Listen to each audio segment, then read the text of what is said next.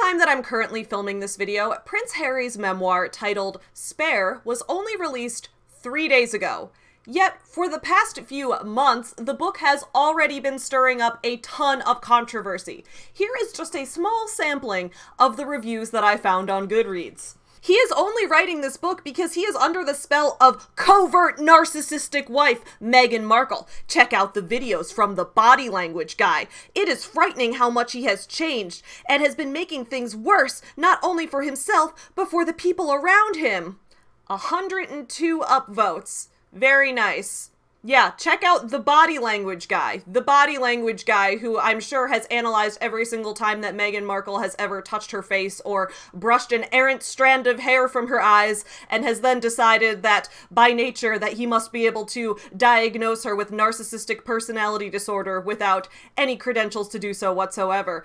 Look, an expert confirmed. Source, I made it the fuck up. You really think someone would do that? Just go on the internet and tell lies? Another review. He needs therapy. Move on. 1 star, 50 upvotes. Well, see, here's the thing. You rated this 1 star almost a month before the book even came out, meaning that you rated this before you had the chance to read the book. And had you actually read the book, you might know that in the book he does go to therapy and extensively details the process. So, yeah, he does need therapy, but I don't see why that warrants a 1 star review. 1 star. Give me a break. I guess he needs money. What has he accomplished in his life to write a book? Partying on your family dime and marrying a horrible woman gives you the insight you need to write a memoir? Whatever! I like the all caps whatever with the 4 exclamation points. Also, you don't need to have accomplished anything to write a book. Everyone has a story that other people may want to hear, and I hope that he's reaching the right audience. Now, you are entitled to review this book however you want and give whatever opinions you want, but once again, you haven't read it. 1 star. Oh yes, I can't wait to see how a privileged white boy complains about not being a fortune heir without any kind of responsibility. Go cry me a river. This man is the image of what's wrong with our society. 56 upvotes. 1 star, someone hasn't read the book. Amazing how, if you'd read the book, you might know that it wasn't about that. I love when people review books based on what they make up happened in the book. Where they're like, I don't want a book that's just a rich white boy complaining about how he hates being a rich white boy. Well, congrats, if you'd read the book, you'd know that that's not what the book's about. 1 star! I'd rather scratch my eyes out than read this. I used to like Harry, but he's ended up being a massive disappointment. I'm English, by the way. What a wet flannel he's become. Well, I'm not English, so maybe I don't have the same right to say this as you might. But I still don't think, regardless of what country of origin you're from, that you should review a book you haven't read. Boom. Roasted. This person says 1 star. People should also not rate 5 stars for an unreleased book either. Well, I agree that they shouldn't rate 5 stars for, or 1 star, or any amount of stars for a book that they haven't read yet. So, why are you doing it? Harry was someone I gather did poorly in school. Now he writes a book. I would urge people to not promote his and his wife's egos by buying it. Moreover, he's making money for charity, throwing his family, including our late queen, under the bus. Did he do that?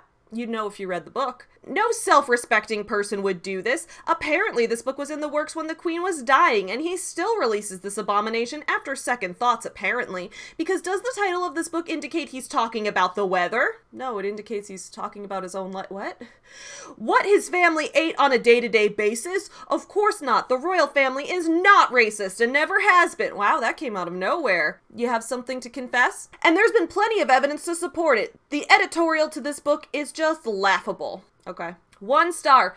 £13.99 for a Kindle version of the book? No thanks. Based on the info released so far, I can't see my review improving. So someone was like, I didn't read the book and I'm not going to, but I already know that the book's gonna suck and there's no way that actually reading the book would change my mind. No way. He is a paranoid, weird man to say the least. He and Meghan are losers. Shame on them. Beyond vile. So read at the expense of your own eyeballs. A review that came out once again before the book was released. 1 star. A tawdry tale betrays his country and family for 20 pieces of silver or $100 million. Whilst there is sympathy over the death of his mother, he is a 38-year-old man who enjoyed the advantage in life and repays with bile-laden recollections of even the most trivial of issues. Astoundingly, nothing is his fault. No accountability or responsibility. Nope, that's not what happens in the book. But the controversy wasn't only on Goodreads, it was all over social media. For example, the Candace Owens podcast. We've talked about Candace Owens before, but we should probably talk about her some more. She's not very nice. There is a special place in hell for people like Prince Harry. There is something about betraying family members to me that completely sickens me, but doing it for profits puts them on another level. You should probably hate the entire royal family then. Save that energy, Candace. I like this one, though. Prince Harry reveals he once did mushrooms at Courtney Cox's house where he hallucinated that her toilet was talking to him. That did happen in the book. It did. It's actually crazy the amount of abuse Prince Harry gets for literally just standing up for his wife like any real man should do, but yet he's more spoken about and more hated than the sexual predator Prince Andrew, who has been allowed back into the royal family. Oh, hey. That's the first positive thing I've seen. That's the first thing I've seen that I agree with. Other than the fact that, yeah, he did hallucinate a talking toilet. He's pretty awesome. He did do that. And that's not to mention the reactions from the overall press, both print and online, which, funnily enough, were the sources cast within this book as its main villain. Now, until yesterday, I knew almost nothing about the royal family. I had a brief foray into royal family stan Twitter 2 years ago to make a video about how surreal the subculture of royal family stan Twitter is. They think inbreeding is okay. But beyond that, I've just been an ignorant, obnoxious American woman.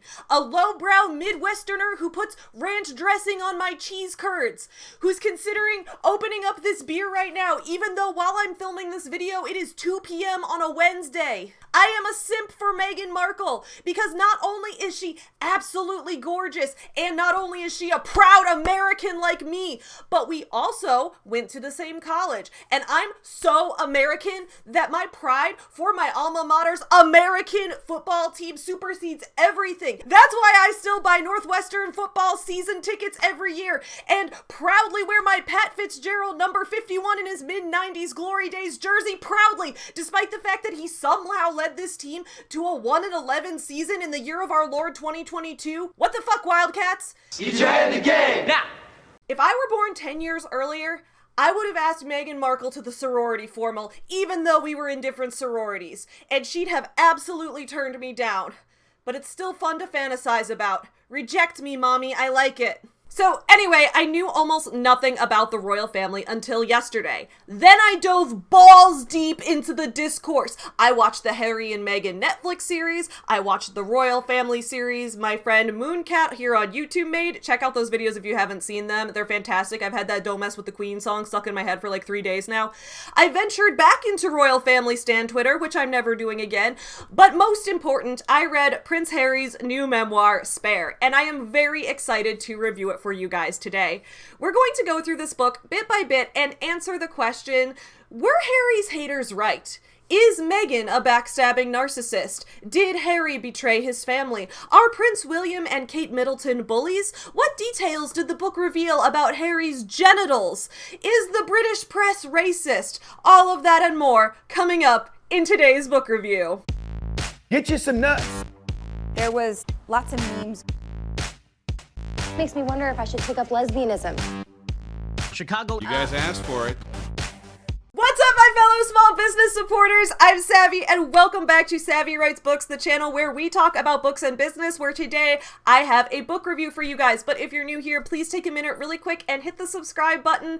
And don't forget to ring the notification bell if you enjoy my videos, because now that I'm kind of back from the Christmas and New Year's holiday time break, I will be back to uploading about 3 videos a week. So you won't want to miss those. Hit that notification bell because there's a lot more stuff coming out for you guys. And in the meantime, check out my description below where you can subscribe to my other 2 channels, one of them being my morning live stream channel, Your Morning Guru, where every morning I host live streams about a lot of similar topics that I talk about on this channel. We also did a live stream about this book, funnily enough, so definitely check that out. And then I also have a channel for movie and TV reviews linked below as well, so if you enjoy me reviewing things, you will enjoy that. Go ahead and give the video a like or a dislike. I mean, probably wait till you're finished with the video to see your genuine opinions on it, but anyway, yeah, go ahead with that. Now, let's review. I wanted to start off this review with a discussion of the overall themes in the book, and then later in the video zoom in on some of those details and look at some specific passages from the book to break that down. Regarding the writing of this book itself, I think it's important first of all to note that yes, this book was ghostwritten, which means that it was written by a ghost. Ghost. the ghost was Bruce Willis all along. The author of this book was Bruce Willis all along. Wait, you guys! That is such a good movie idea! Hold on. This is a great movie idea, okay? There's like a bunch of people on a ghost tour.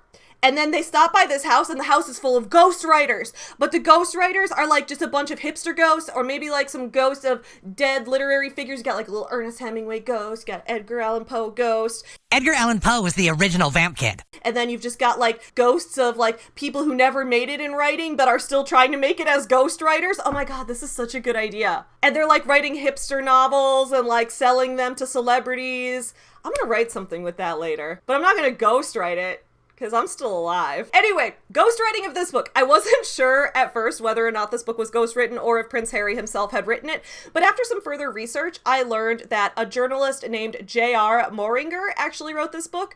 J.R. Moringer is famous for winning a Pulitzer Prize in 2000 for his reporting, and also for his own memoir, The Tender Bar, which was published in 2005 and then later adapted into a movie starring Ben Affleck. So basically, the man knows how to write nonfiction. He's very experienced in the art of memoir, and those skills definitely came through strongly in this book. I did have a suspicion that this book was ghostwritten when I was first reading it, and I won't say whether a book being ghostwritten or being written by the person who it's actually about, whether that makes it better or worse, because I don't think that that's necessarily black and white, and I don't think that's a one-to-one comparison. And I also do think that ghostwriting as an art is extremely important. A lot of people who are famous for something significant have really interesting stories to tell, but they might not be writers. Writing might not be the main thing that they do, which makes sense as writing is its own unique skill that people spend entire lifetimes building and creating a career surrounding it. But people may still want to read that person's first-person personal account of what went on in their own life and their own stories. So the solution there is for that person to tell their life story to an experienced writer, going through a series of extensive interviews with them, and then have that journalist put it together in an engaging way that creates intrigue and literary satisfaction for the audience. So I think ghostwriting is great. The reason, though, that I did suspect that this book was ghostwritten was a combination of the book having some details slightly overlooked, mixed with the book having bouts of interesting writing followed by a lack of specificity. We'll get into some specific examples of what I mean by that later on, but there would be times where Harry would recount a story in beautiful detail, using figurative language, sometimes drawing on literary allusions to other cultural and literary works from history. And then there would be other times that his story would feel really incomplete, like there were details or key moments missing. And those moments tipped me off that someone else might be writing the story from Harry's perspective, but without actually being inside his brain, and they might be writing this account from having interviewed him.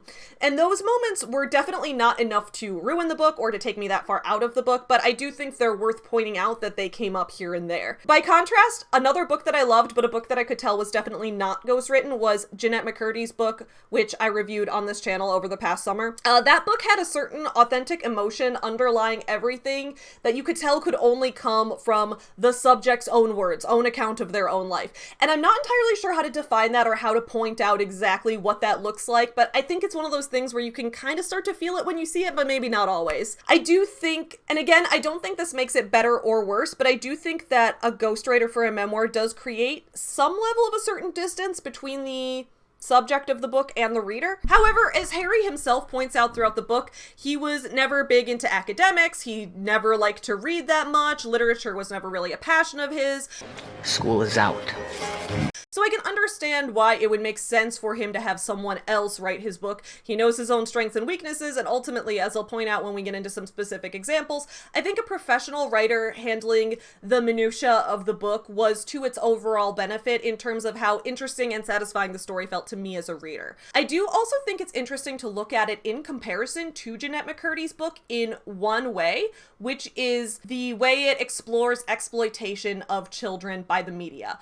I think that's a common theme that we're going to see more and more in people's memoirs, especially from people who became famous at a young age as they're now growing up. The other clear similarity that I can see is the way that the books were received and the controversies that they encountered from the public. When Jeanette McCurdy's book came out, there was all this controversy surrounding, oh, you wanted to quit acting, you never wanted to be in the spotlight in the first place, it made you uncomfortable, then why are you writing this book exposing everything? Who do you think you are? Why put yourself back in that position? Is this this a cash grab? Is this you trying to gain back the fame that you'd lost? And that's kind of the same reaction that we're seeing with Harry's book right now. Prince Harry, if you and Meghan don't want the press hounding you, if you feel harassed by the tabloids, why are you putting yourself back at the center of attention? Why release this book unless you secretly loved the attention all along and just wanted to profit from it? And I think in both cases, ascribing these motivations to both of these books' authors, both of whom have gone through massive amounts of trauma, is disgusting. There's a huge difference between wanting to just seek attention and profit and wanting to clear your own name.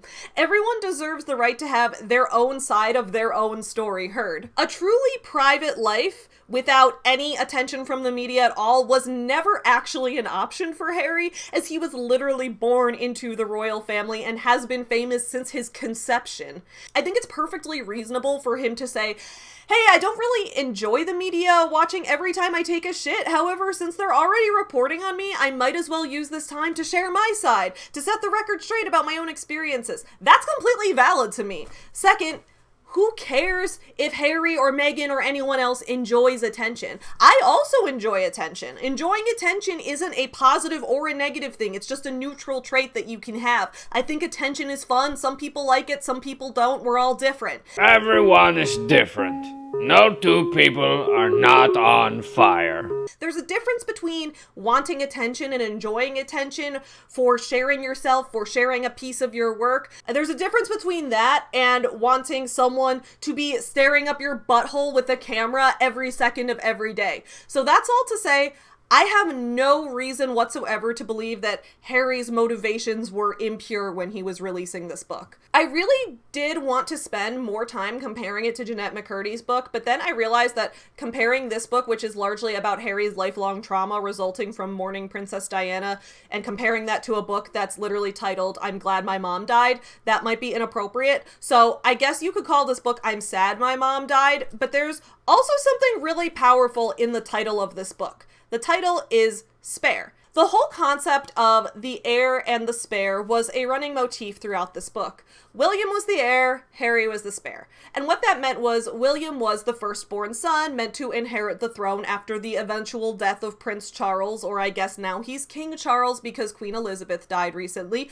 But because Harry was born second, he would be next in line to the throne if something were to happen to William.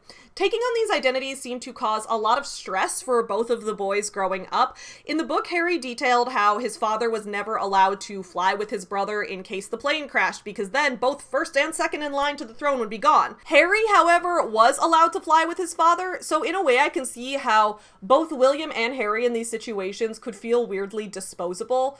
The rhetoric of like, oh, well, if Harry dies, that's okay because he wasn't the next one to be king anyway, versus like, oh, William can die as long as it's not at the same time as his father. The entire process and that entire like giving them heir and spare identities led to them both being treated more like objects than like actual human beings. And the book details how that pressure eventually got Harry to the point where he chose to move away from London altogether and give up the majority of his duties to the royal family, instead putting his new family with his wife, Meghan Markle, and their 2 children as his top priority. The use of recurring literary devices in this book is one reason that I think ghostwriting it was a good move, since a professional journalist was able to really expand on certain themes and imagery in a way that connected with me as a reader.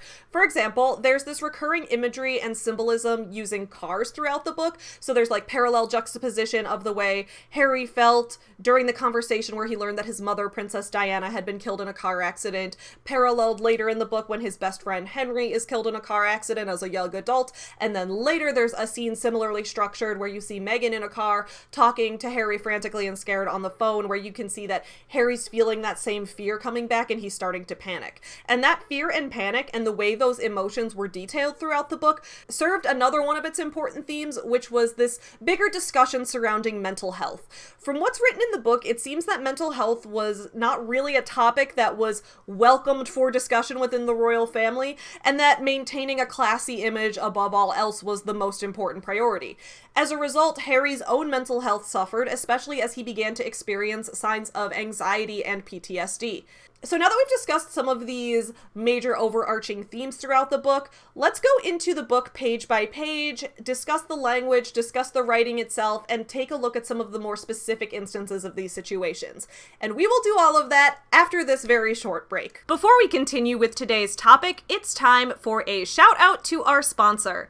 Today's video is sponsored by Skillshare. It is a new year, which means it's time to learn new things. I'm so excited to see all the knowledge, skills, and accomplishments that 2023 is going to bring. And one of the tools I'm using during 2023 to help me grow as an entrepreneur and work on new projects is Skillshare, an online learning community filled with tons of video classes and tutorials to help you learn new skills. Many of you may already know Skillshare for its classes in photography, film, and video editing, and illustration, but Skillshare also has hundreds of classes focused on professional and career growth as well. And since this channel is all about books and business, I'm always excited to share resources that can help people grow in their creative and entrepreneurial fields. If you're like me and you enjoy learning more about exploring entrepreneurial approaches to your creativity, then you may love some of Skillshare's classes on building a creative portfolio, diversifying your income streams, building a creative business and securing freelance work, or refining your own marketing and branding as a creator. As you all know, the intersection of creativity and entrepreneurship is what my channel is all about. That's why I was so excited to see how many classes Skillshare has that offer introductory and in-depth tutorials about how to create your own branding, grow a business, and enter that creative entrepreneurship world. As I've been planning 2023, I've put a lot of focus on developing schedules, systems, and habits that work for me to sustain long term. That includes things like a weekly workout schedule, scheduling my writing time, and goals for planning and publishing multiple books, while maintaining my YouTube upload schedule and also running my own company, Forever Home Friends. I can sometimes get a bit overwhelmed with all the things I need to schedule. Because of that, I started taking a class on Skillshare called Productivity for Creators, Systems, Organization, and Workflow, taught by Ali Abdal, who balances working as a doctor with creating online content. In this class, he walks you through his own systems for managing your time, staying organized with your projects, and working efficiently. As I always say on this channel, I love getting to learn as many things as possible from as many individual creators as possible and try out what works for each of them to apply it to myself and then see if that thing can work for me. Classes like this one on Skillshare are a perfect opportunity to do just that. And as I always say on my channel, when I'm learning about business and productivity, I prefer to learn from as many people as possible rather than pay an expensive fee to learn from just one person. Since Skillshare is a subscription service, it offers me the opportunity to take unlimited classes where I can learn from a wide variety of people with varied backgrounds and various life experiences. If you're interested in learning on Skillshare as well, click on the link in my description below. The first 1,000 people to use this link will get a 1-month free trial of Skillshare. So if you're at all interested in trying it out, click my link below and try out learning on Skillshare in the new year. I hope your 2023 is filled with lots of learning, just like mine has been so far. Now, let's get back to our topic. All right, so for our close reading analysis, let's begin at the beginning. One of the first things I took note of was towards the opening of the book. It starts off with this scene where Harry sees his family, especially his brother William. He sees them at the funeral of his grandfather at the beginning. Funerals and death are another common theme throughout this book, but here's the section that I highlighted. Another gust of wind. Funny, it reminded me of Grandpa. His wintry demeanor, maybe, or his icy sense of humor. I recalled one particular shooting weekend years ago. A mate, just trying to make conversation, asked Grandpa what he thought of my new beard, which had been causing concern in the family and controversy in the press. Should the Queen force Prince Harry to shave? Grandpa looked at my mate, looked at my chin, broke into a devilish grin. That's no beard! Everyone laughed. To beard or not to beard? That was the question. But leave it to Grandpa to demand more beard. Let grow the luxurious bristles of a bloody Viking.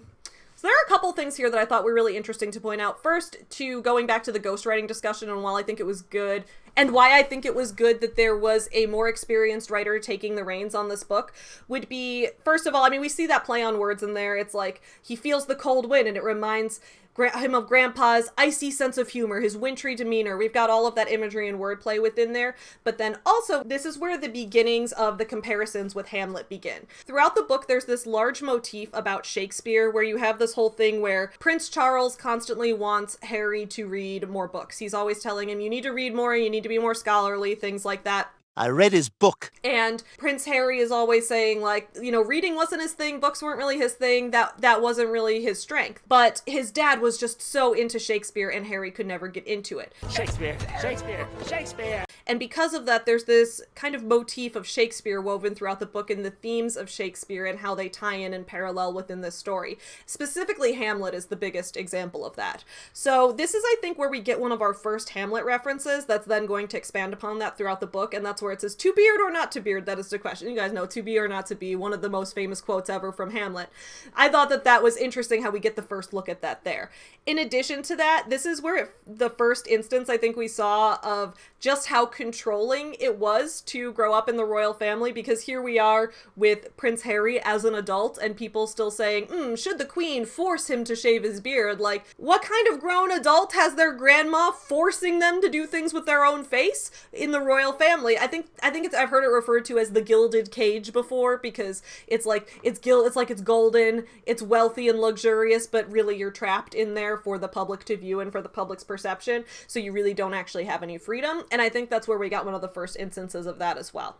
This was another instance where I thought that the writing was really good, and I highlighted this as like an area of really good writing. And again, it makes sense that this was ghostwritten, but I really appreciated moments like these in the book. It said, recently, astronomers rearranged their biggest telescopes, aimed them at one tiny crevice in the cosmos, and managed to catch a glimpse of one breathtaking sphere, which they named Arundel, the old English word for morning star. Billions of miles off, and probably long vanished, Arundel is closer to the Big Bang, the moment of creation, than our own Milky Way, and yet it's somehow still visible to mortal eyes because it's so awesomely bright and dazzling. That was my mother. I thought that was just really beautiful. I loved seeing those instances of like very vivid imagery, very good figurative language. I don't give a shit that Prince Harry didn't write it himself. That was a pleasure to read right there. This is where we get our second Hamlet reference here. It says, I looked around. We'd covered a fair bit of terrain, and we're now smack in the middle of the royal burial ground, more up to our ankles in bodies than Prince Hamlet. Come to think of it, didn't I myself once ask to be buried here? Hours before I'd gone off to war, my private secretary said I needed to choose a spot where my remains should be interred. Should the worst happen, Your Royal Highness. War being an uncertain thing. So we get those two themes in there, Hamlet and death. And as we know, Hamlet, as like a lot of Shakespeare plays, has this recurring theme of death throughout it, as does this book. Now, I want to show, like I said earlier, there were often these places where you get this brilliant language, this brilliant writing, and then right after that you'd get a place that felt a little incomplete. And that's why I could tell, like, oh, this is clearly ghost-written because the writing is so great here, but then right here it seems like they are lacking details about Prince Harry and his life, okay? So this was a scene where I was thinking, this needs dialogue. Why is this just being summarized when we could be building out a beautiful scene here? So this is where he's still at the funeral for his grandfather, and he and William are having some kind of disagreement. It says, I tried to explain my side of things. I wasn't at my best. For starters, I was still nervous, fighting to keep my emotions in check while also striving to be succinct and precise. More, I'd vowed not to let this encounter devolve into another argument, but I quickly discovered that it wasn't up to me. Pa and Willie had their parts to play, and they'd come ready for a fight. Every time I ventured a new explanation, started a new line of thought, one or both of them would cut me off. Willie in particular didn't want to hear anything. After he'd shut me down several times, he and I began sniping, saying some of the same things we'd said for months, years. It got so heated that Pa raised his hands. Enough. That needed dialogue very badly. Like, very badly. It's just saying, we started saying some of the types of things that we said. We started sniping, saying the things we'd said for months. I needed an explanation, and he cut me off, and I'm like, don't describe to me what was said, tell me what was said, and I understand it can be hard to remember exact quotes, but that's kind of like, in memoir writing, why it's considered different from journalism is you're not supposed to be quoting people verbatim necessarily in memoir. It is with the understanding from, like, the reader goes into it with the understanding that you're getting it from the subject or the author's perspective, that it's being filtered through their own bias, and that's why memoirs are considered allowed to be biased, allowed to be emotional and editorialized more so than a piece of nonfiction journalism, which we expect to be impartial and factual. So yeah, while you don't want to lie in memoir, I mean, we've talked on this channel before about, like, the whole James Fry debacle and everything that happens when people just straight up lie in their memoirs. You don't want to do that. But memoir does have the expectation in it that you can construct the dialogue the best you can from your memory. it's okay if you're not quoting people directly. This isn't a court of law. So I think we absolutely needed some dialogue there, and that was a moment where I was like, okay, maybe Harry didn't really write this because the writer just didn't know what he said, or maybe Harry couldn't share it for some reason, but either way, the scene felt frustrating because of that. There were some parts in this that I thought had a really good sense of reflection and of showing the inner workings of what Harry's mind was going through, which I think does also speak to the ghostwriter's talents, because you have to be able to do extensive interviewing with someone, and you have to really get to know the ins and outs of them as a person in order to feel that you can honestly do that type of reflection. So here's what we've got. So this is about when Harry's 12 years old and they're staying at this place called Balmoral, which is where they go for their family vacations. And Princess Diana is not there with them, but this is all leading up to the moment where they're about to get the call that she's been killed. So it says, the whole family, with the exception of Mummy, because Mummy was no longer part of the family, she'd either bolted or been thrown out, depending on whom you asked, though I never asked anyone. Either way, she was having her own holiday elsewhere. Greece, someone said. No, Sardinia, someone said. No, someone chimed in. Your mother's in Paris. Maybe it was Mummy herself who said that, when she phoned earlier that day for a chat. Alas, the memory lies, with a million others, on the other side of a high mental wall. Such a horrid, tantalizing feeling to know they're over there, just on the other side, mere inches away. But the wall is always too high, too thick, unscalable. And I think this was an interesting self-aware moment of being able to reflect on the flaws within our own memories and the blockages that we all have when we're trying to write through something like this. That was a good moment of self-awareness that I think if there are moments where Harry either couldn't remember the exact dialogue to tell the journalist or something, going into a reflection like that is a lot more satisfying than just the scene before where it's like, and then some things were said, and then we said some other things. That's just frustrating. I don't like it. And then he kind of continues with that reflection. Why should my memory organize experience like this? Is it genetics, trauma, some Frankenstein-esque combination of the two? Is my inner soldier assessing every space as a potential battlefield? Is it my innate homebody nature rebelling against a forced nomadic existence? Is it some base apprehension that the world is essentially a maze and you should never be caught in a maze without a map? Again, love the figurative language there. This is where we start to get some of the comparisons between himself and William, and we get introduced to the whole heir and spare thing, and the title of A Spare is first introduced. It says, Balmoral had 50 bedrooms, one of which had been divided for me and Willie. First of all, that's kind of ridiculous. There's 50 bedrooms and they're making two people share one? Okay. Adults called it the nursery. Willie had the larger half with a double bed, a good-sized basin, a cupboard with mirrored doors, a beautiful window looking down on the courtyard, the fountain, the bronze statue of a roe deerbuck. My half of the room was far smaller, less luxurious. I never asked why. I didn't care, but I also didn't need to ask. 2 years older than me, Willie was the heir, whereas I was the spare. This wasn't merely how the press referred to us, though it was definitely that. This was shorthand often used by Pa and Mummy and Grandpa, and even Granny. Granny is the queen, by the way. The heir and the spare. There was no judgment about it, but also no ambiguity. I was the shadow, the support, the plan B. I was summoned to provide backup, distraction, diversion, and if necessary, a spare part. Kidney, perhaps, blood transfusion, speck of bone marrow. This was all made explicitly clear to me from the start of life's journey and regularly reinforced thereafter. I was 20 the first time I heard the story of what Pa allegedly said to Mummy the day of my birth. Wonderful. Now you've given me an heir and a spare. My work is done. A joke, presumably. On the other hand, minutes after delivering this bit of high comedy, Pa was said to have gone off to meet with his girlfriend. So, maybe a true word spoken in jest. I took no offense. I felt nothing about it, any of it.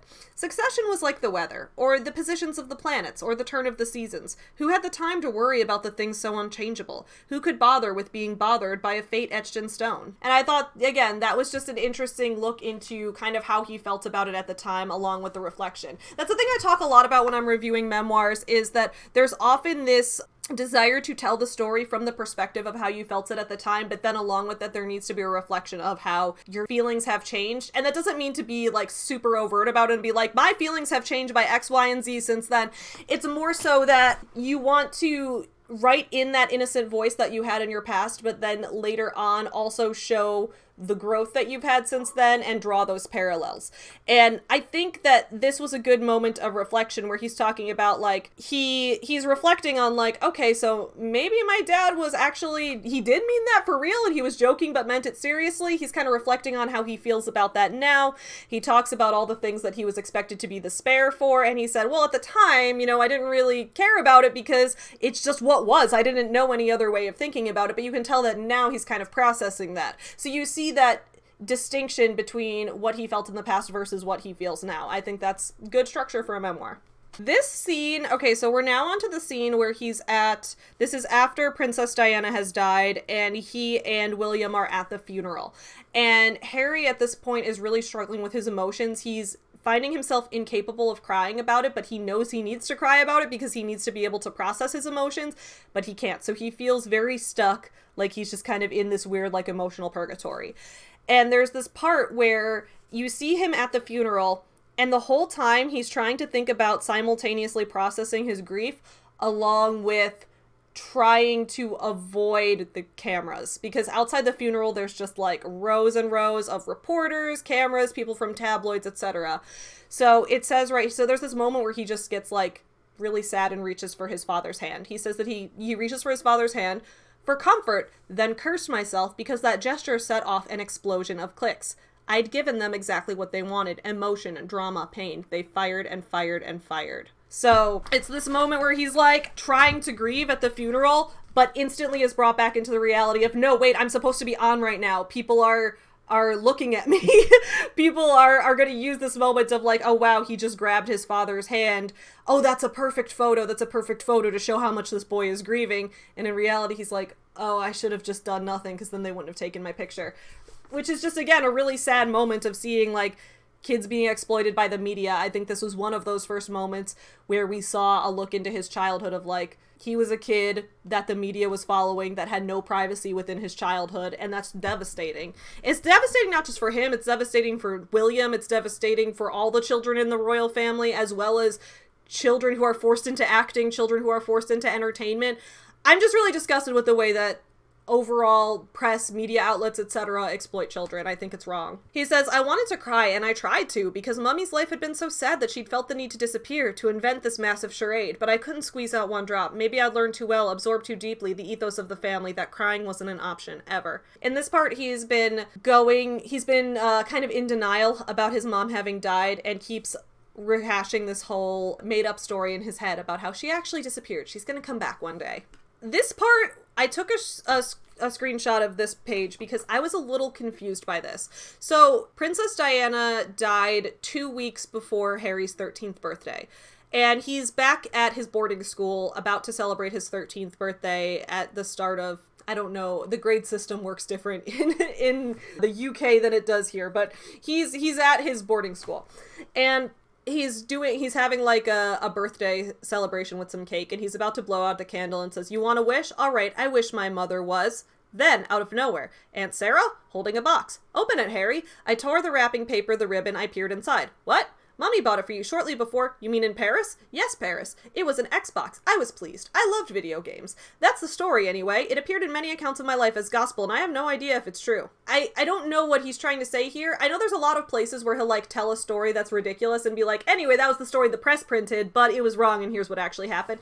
This is a story where he's saying, I don't know if this is true. The problem with this is that I don't think the writer set the scene at all here, and maybe it's because he has no memory of whether the story is true or not that he wasn't able to give that information to the ghostwriter, but I can't visualize the scene. I don't know what he's even saying that the press said happened.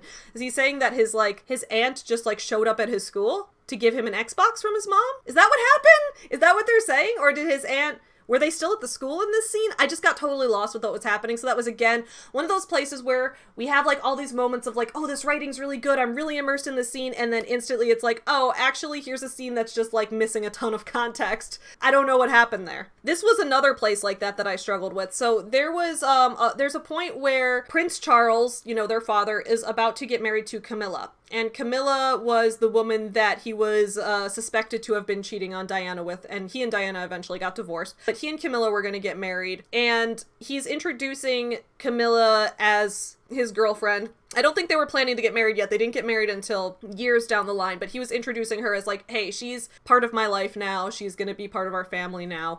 And he's introducing her to the kids. So William and Harry both meet her.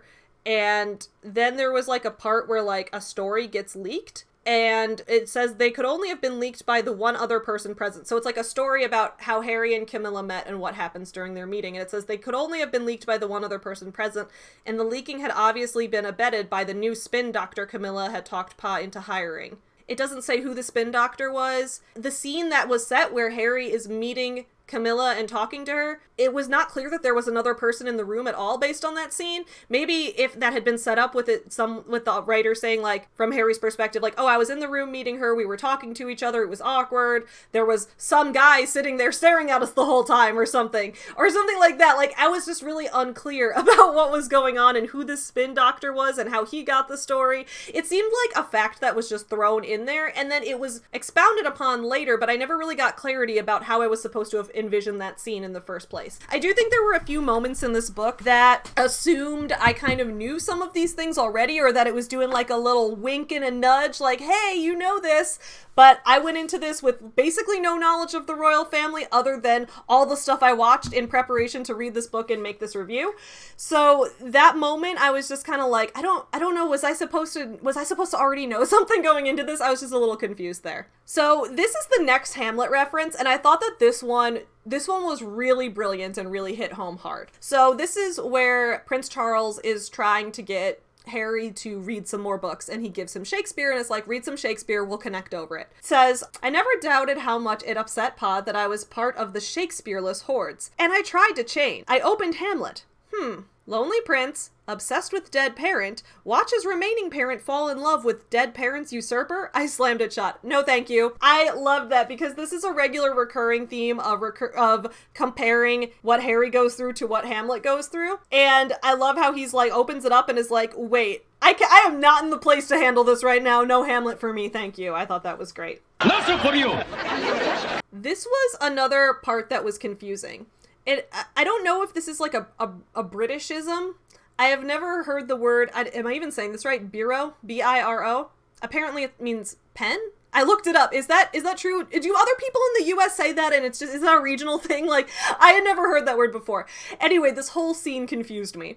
This was another scene where I was like, okay. It wasn't just confusing to me because I didn't know the word because I could look it up, but it was confusing to me because of the way the scene was written. I was like, what is happening here? So this is a scene where Harry is introducing Princess Margaret, who he calls his Aunt Margot. And some of the reviews that I've read on news sites about this book were like, Prince Harry calls Princess Margaret a cold-blooded woman who could kill a houseplant with one stare. And I'm like, well, you clearly didn't read the book because yes, he does say that, but it's part of an overall characterization of painting someone as a complex person. He says that she is this person he views as cold, but then later he says, like, I imagine that if I had gotten to know her later in life, I could have related to her struggles better. He's talking about how he wished he could have had a bigger connection with her, but that was the impression he initially got when he was a child. It wasn't supposed to be a negative characterization. So that's another reason that I'm like, there's a lot of these reviews are giving bad faith arguments of things. There are valid criticisms to be had of this book, like I'm saying, like what I'm about to tell you, that this scene doesn't make any sense. So he's opening a gift from Aunt Margot. I believe it's Christmas time. He says, I chose to open the smallest present first. The tag said from Aunt Margot. I looked over and said, thank you, Aunt Margot. I do hope you like it, Harry. I tore off the paper. It was a bureau. I said, oh, a bureau. Wow. She said, yes, a bureau. I said, thank you so much. But it wasn't just any bureau, she pointed out. It had a tiny rubber fish wrapped around it. I said, oh, a fish bureau. Okay.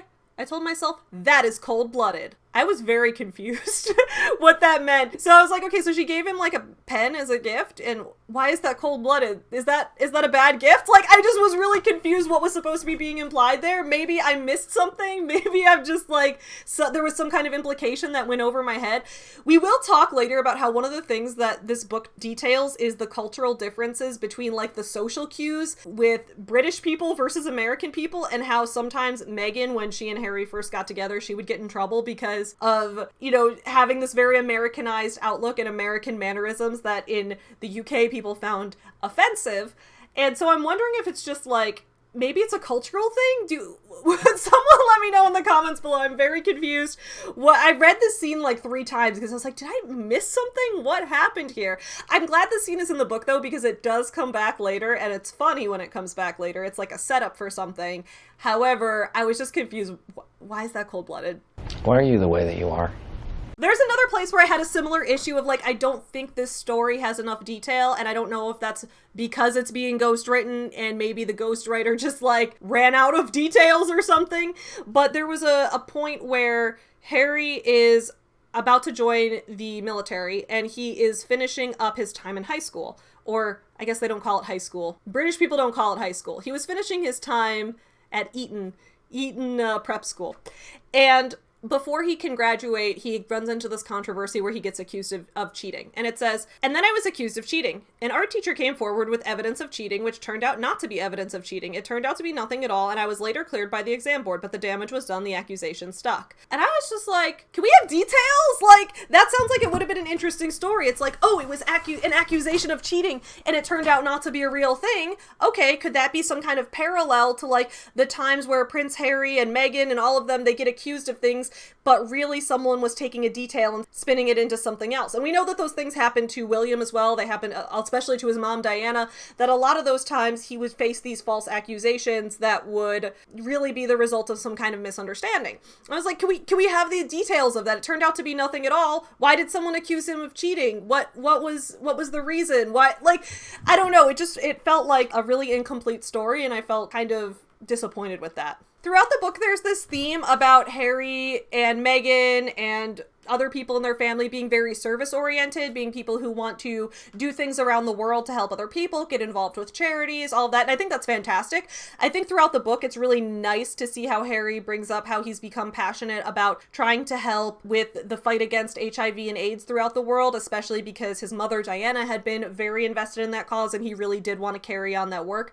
I thought that was fantastic. This moment right here, I was unsure about, because it did feel, and I don't know if it was one of those things where I was like, is the self-reflection going to come later in the book? But it didn't. It said, "George and I had signed up to help at several charities and schools. We were both bowled over by the lovely people we met, their resilience, their grace, their courage, and good cheer in the face of so much suffering. We worked as hard as we'd worked on his farm, gladly and eagerly. We built schools, we repaired schools, we mixed gravel, poured cement, whatever was needed. In the same spirit of service, I agreed one day to perform a task that might otherwise have been unthinkable, an interview. If I truly wanted to shine a light on conditions here, I had no choice. I'd have to cooperate with the dreaded press." And I don't think that he necessarily did anything wrong here. I just know that I hear a lot about people who go to other countries and work on, like, physically building a school or physically repairing a school and things like that. Like, people talk about, like, Habitat for Humanity and, like, mission trips, and a lot of those things have been exposed in the past decade or so as not actually being the most helpful thing, with the idea being that in a certain area, if a certain region, certain town, certain country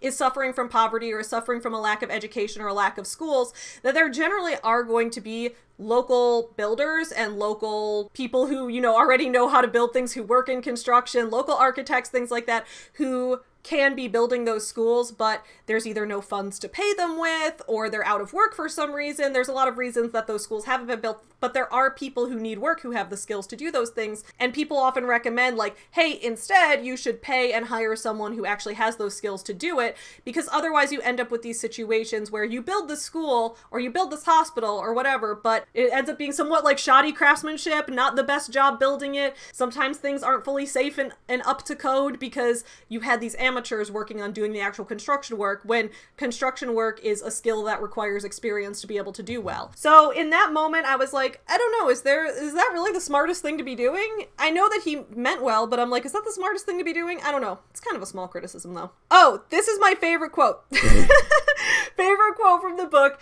This was where I was like, Prince Harry is officially relatable. He is #relatable. I hope the man goes on TikTok and says, what makes you think I want to be relatable? Because he is the relatable prince. He said about an interesting night he had. I believe he was in Africa with some of his friends, and he made some friends out there, and they were all hanging out and drinking and having a good night. I think he was in his early 20s at this point, and he said, I believe that was also the night I smoked an entire shopping bag of weed. I don't recommend it. Then again, it might have been another night. Hard to be precise when it comes to a shopping bag full of weed. That's like, I should get that as a tattoo. Hard to be precise when it comes to a shopping bag full of weed. That's legit. I thought that this moment was nice here, where I think this is the part where he's starting to talk about, like, he's an adult at this point. He's heading off into the military, and this is the point where his father and Camilla are about to get married. And he says, we sympathized with Pa and Camilla as a couple. They'd taken star-crossed to new levels. After years of thwarted longing, they were just a few steps from happiness. So I have mixed feelings about this section. I will say the thing that I like about that quote was that you regularly get this thing throughout the book where Harry, yes, has issues with his family and yes, dislikes some of the choices that people made, but you can also see the moments where he can understand them, where he can see their perspective, where he sympathizes with them, and that there is a genuine love there. It's not this, like, the relationships aren't black and white, and I like that, because in real life, our relationships with most people are very complicated. It's not like, I love you or I hate you and there's no in between. Our relationships, especially with people in our family, can be very much like, I love you and I want you to be happy, but also this thing that you're doing has made my life difficult, and it's a thing that a lot of us have to wrestle with. So seeing him wrestling with that, I think, was interesting.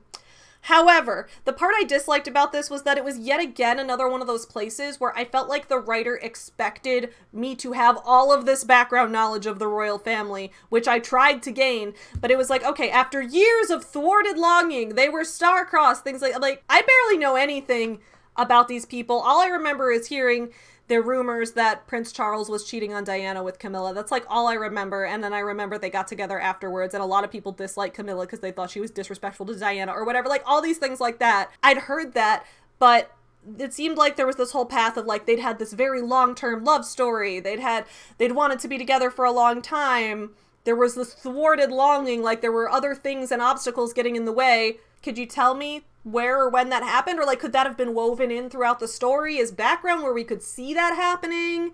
To just like throw that in right here made me feel like the writer expected me to go into this with a lot of background knowledge, as opposed to this being a story that anyone could just pick up and feel like they learned a lot from. There were just a few moments like that where I was like, I don't have enough background knowledge to understand what you mean by that. And I guess it depends who your target audience is. Is the target audience of this book people who already know a lot about the royal family and want to have little winks and Easter eggs slid towards them? Or is this just a book for everyone who can go into this with absolutely no background knowledge and is going to enjoy it either way? It came across as like a general audience release, so I was a little surprised when there was a few things like that in it.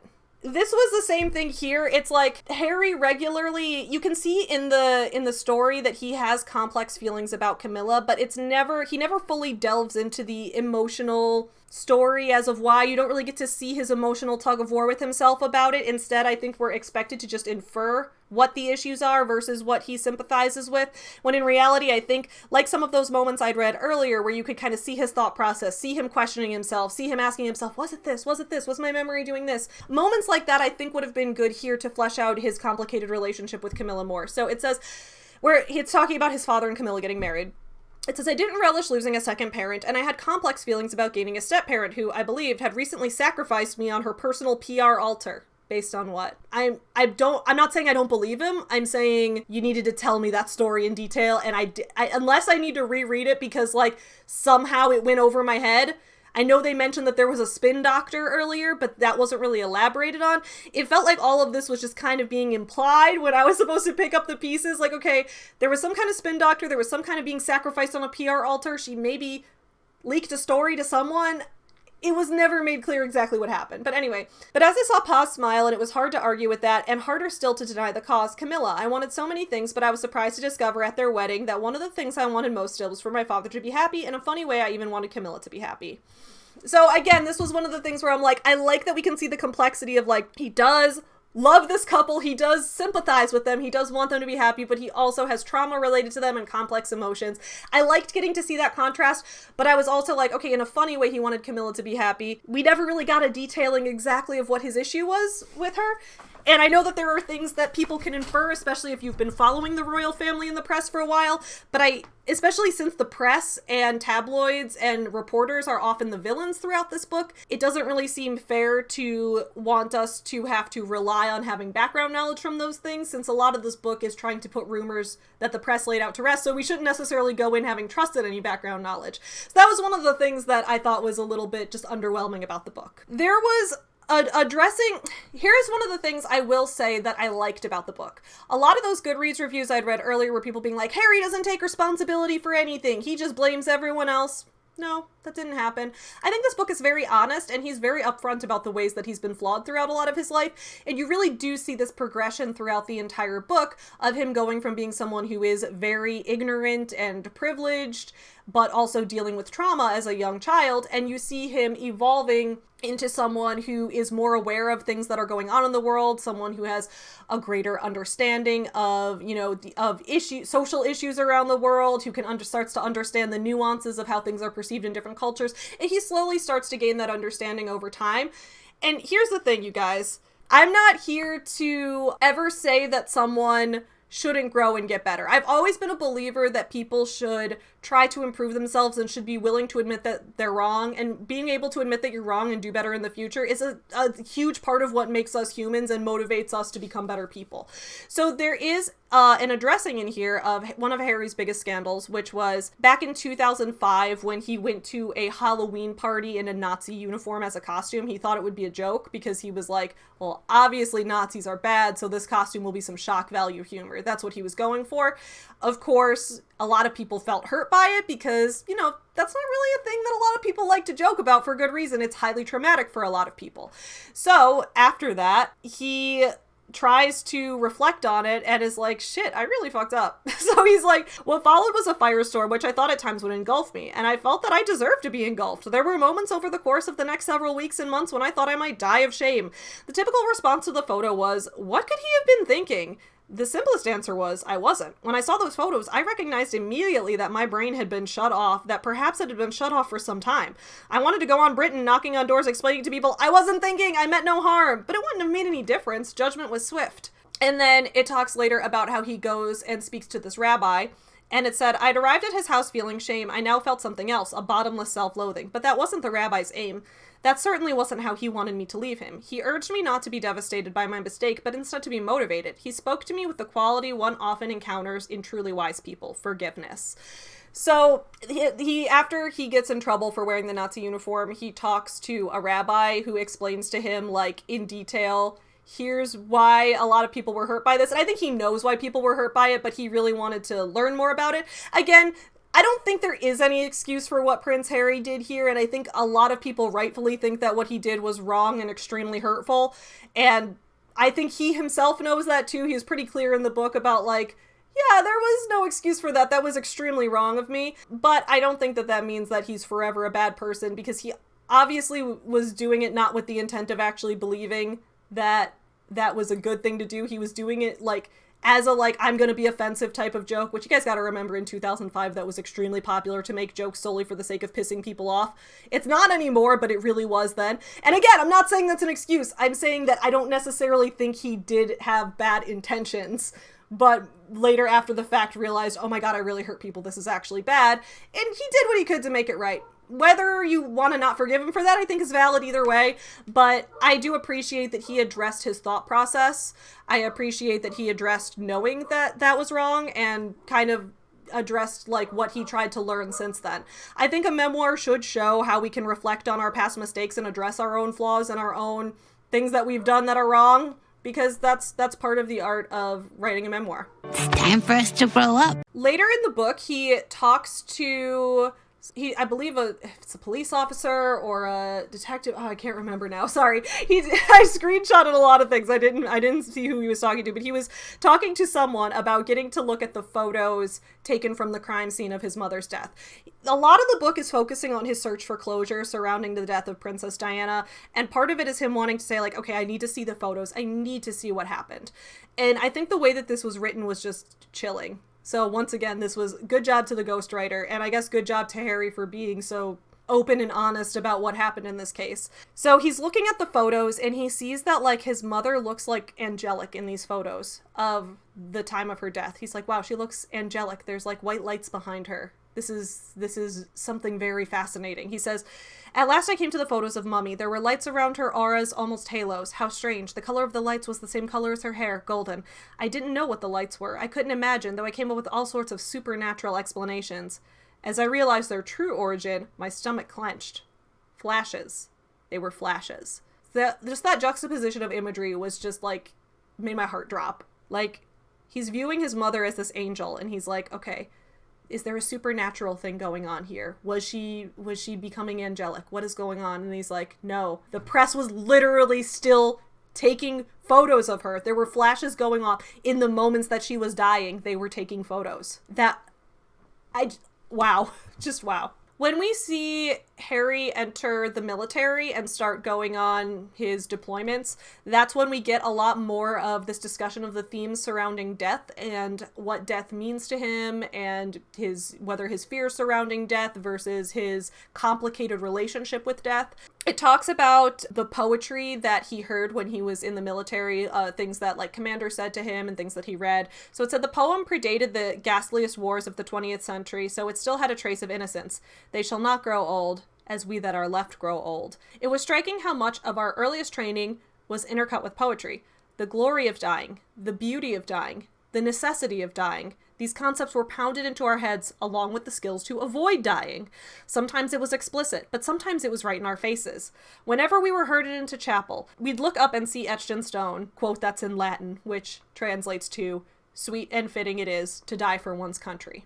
So that was what was interesting about the military time, right? When you're in the military, you get trained like, don't die, here's how to stay safe, here's how to make sure that you preserve yourself and your life at all costs. But also the propaganda surrounding the military is all about how there's honor in death. Dying for your own country is an honorable cause and things like that. There's this weird contrast there. And I think we do start to see a complicated relationship with his time in the military, because when Harry first gets out of, I'm Americanizing it by calling it high school, when he first finishes up school, he doesn't want to go to university. He knows that that's not the right path for him. He doesn't think he's going to do well there. And so he goes into the military, and he has this very interesting, complex relationship with what's going on, because he feels for the first time like there's a place where he belongs. He feels like he's not in someone else's shadow. He feels like he's not constantly running from scrutiny. He feels like, okay, I'm in the military. I can do my part. I can be part of something larger.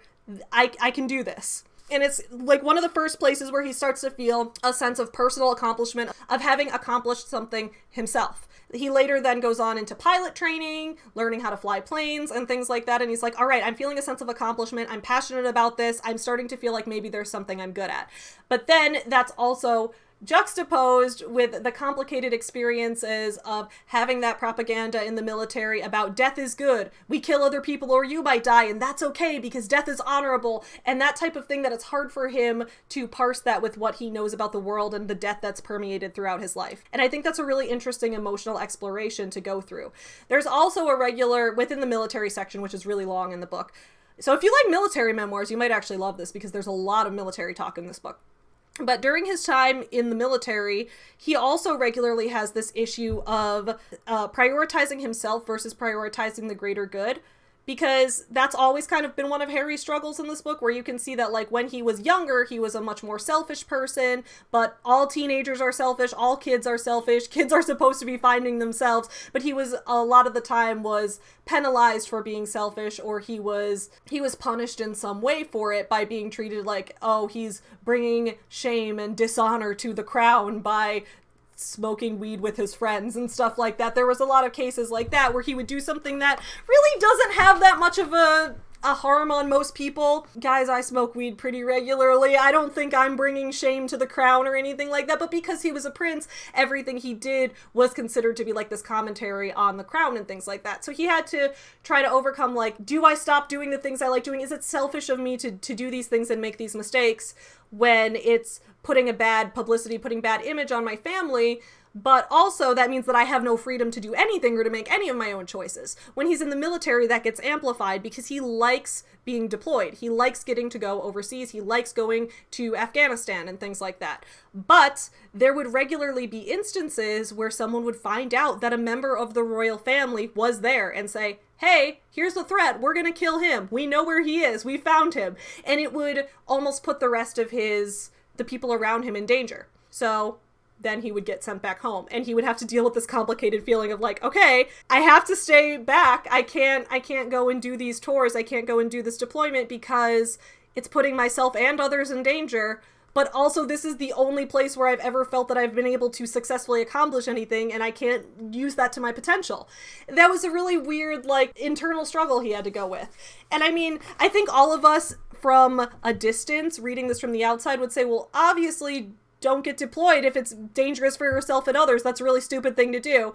But I liked how we got to see his thought process of, like, when you're actually in that type of situation in the moment, I think it can feel a lot more difficult emotionally. And even though those emotions are like it's obvious to us what the right choice is. I still think it's valid to feel that type of struggle in the first place. If that makes sense. I hope what I'm saying makes any sense here. Anyway, let's continue. Moving on. I thought this was another place, it's going back to him kind of reflecting on the mistake he made by wearing the Nazi uniform as a Halloween costume. And he talks about the importance of educating people. Educating yourself and getting an education in school, both. And I think that that is true. I think that there is a failure of education in terms of our school education systems. That was one thing that I don't remember if this was in the book or if I saw it in the Harry and Meghan Netflix documentary, but there was a lot of discussions about how, like, when a lot of kids in England were growing up, they didn't really learn about the slave trade. They didn't really learn about the fact that England was involved in slavery or that they had sold a lot of people. They only learned slavery ended in this year, but they didn't really learn what happened before then. There's a lot of sanitizing of the public school and education to make your country always look like the good guy. That's relatable to me as an American. We have that problem in the US a lot too. That is not a problem exclusive to England whatsoever. In the US, we have a lot of problems with that too, where we don't get a complete education about the full side of the story. We get it presented to us through this lens of our country always being the hero in the end.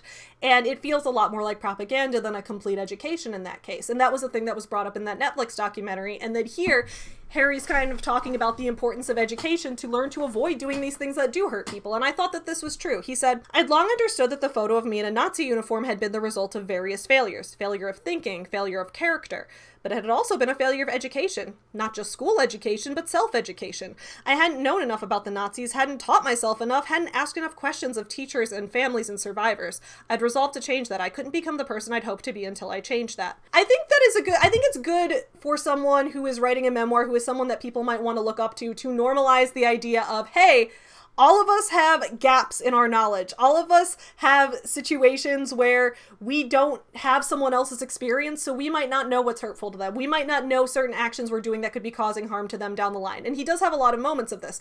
None of us are perfect people, but we can all spend our lives working to become better people. And I like that he's trying to normalize that idea, saying, hey, I messed up a lot in my life, and I'm not here to say that any of that was okay. I'm here to say, let's make it a practice of trying to teach ourselves how to do better. Let's make it a practice of talking to other people, of learning about their perspectives, not of telling people. And I know a lot of people will say, like, okay, if someone's hurt by your actions, like, it's not their job to educate you. And I think that there is some truth to that. I don't think that any of us should ever have to be like a spokesperson for a marginalization that we're a part of or anything, of having to constantly spend all of our time doing activism. We all deserve to just live as people and exist too. But I think that it's also a good point to bring up that even if you're not like going up to people and demanding that they educate you or whatever, just spending time around various types of people, getting different people's perspectives, learning about where different types of thoughts come from and different things like that, overall does make us more educated and more empathetic people. And I think that that's a great message to push. All right, let's talk about his frostbitten penis. We talked about this on Your Morning Guru, and I was trying to explain the story of the frostbitten penis. RK, you're editing this video right now, so I'm going to throw you under the bus a little.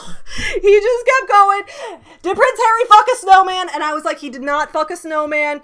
Okay, you're grounded. Let me tell you how his penis got frostbite. He's like, oh, did he fuck a snowman? And then we had this whole little song where we were like, do you want to fuck a snowman? And it was all like Frozen, okay? Frozen just like his penis. Let's talk about Prince Harry's frozen penis. Because that's what everyone's here for. That's what all the articles were saying. Oh my god, his new memoir has so much oversharing. He even talks about his frostbitten penis. Penis. Let's talk about his frostbitten penis. So, Harry goes on this trip to the North Pole with the military. And while he's there, he ends up having to kind of go in and out of things. He's not able to be there for everything. He ends up having to leave early. And the reason is that this is at the time that his brother, Prince William, is getting married to Kate Middleton. So during this time, he isn't able to be there for the whole trip, but he really wanted to go to the North Pole. He really wanted to get to see all the cool stuff there, okay? So he's very excited for this, but he misses a lot of things. And because he misses a lot of things, he doesn't get the full safety tutorial. He doesn't learn all the exact ways he's supposed to be covering up his body. So, as a result, he didn't wear enough layers of insulation. Make sure you wear rubber, dude. And he got frostbite on every part of his body.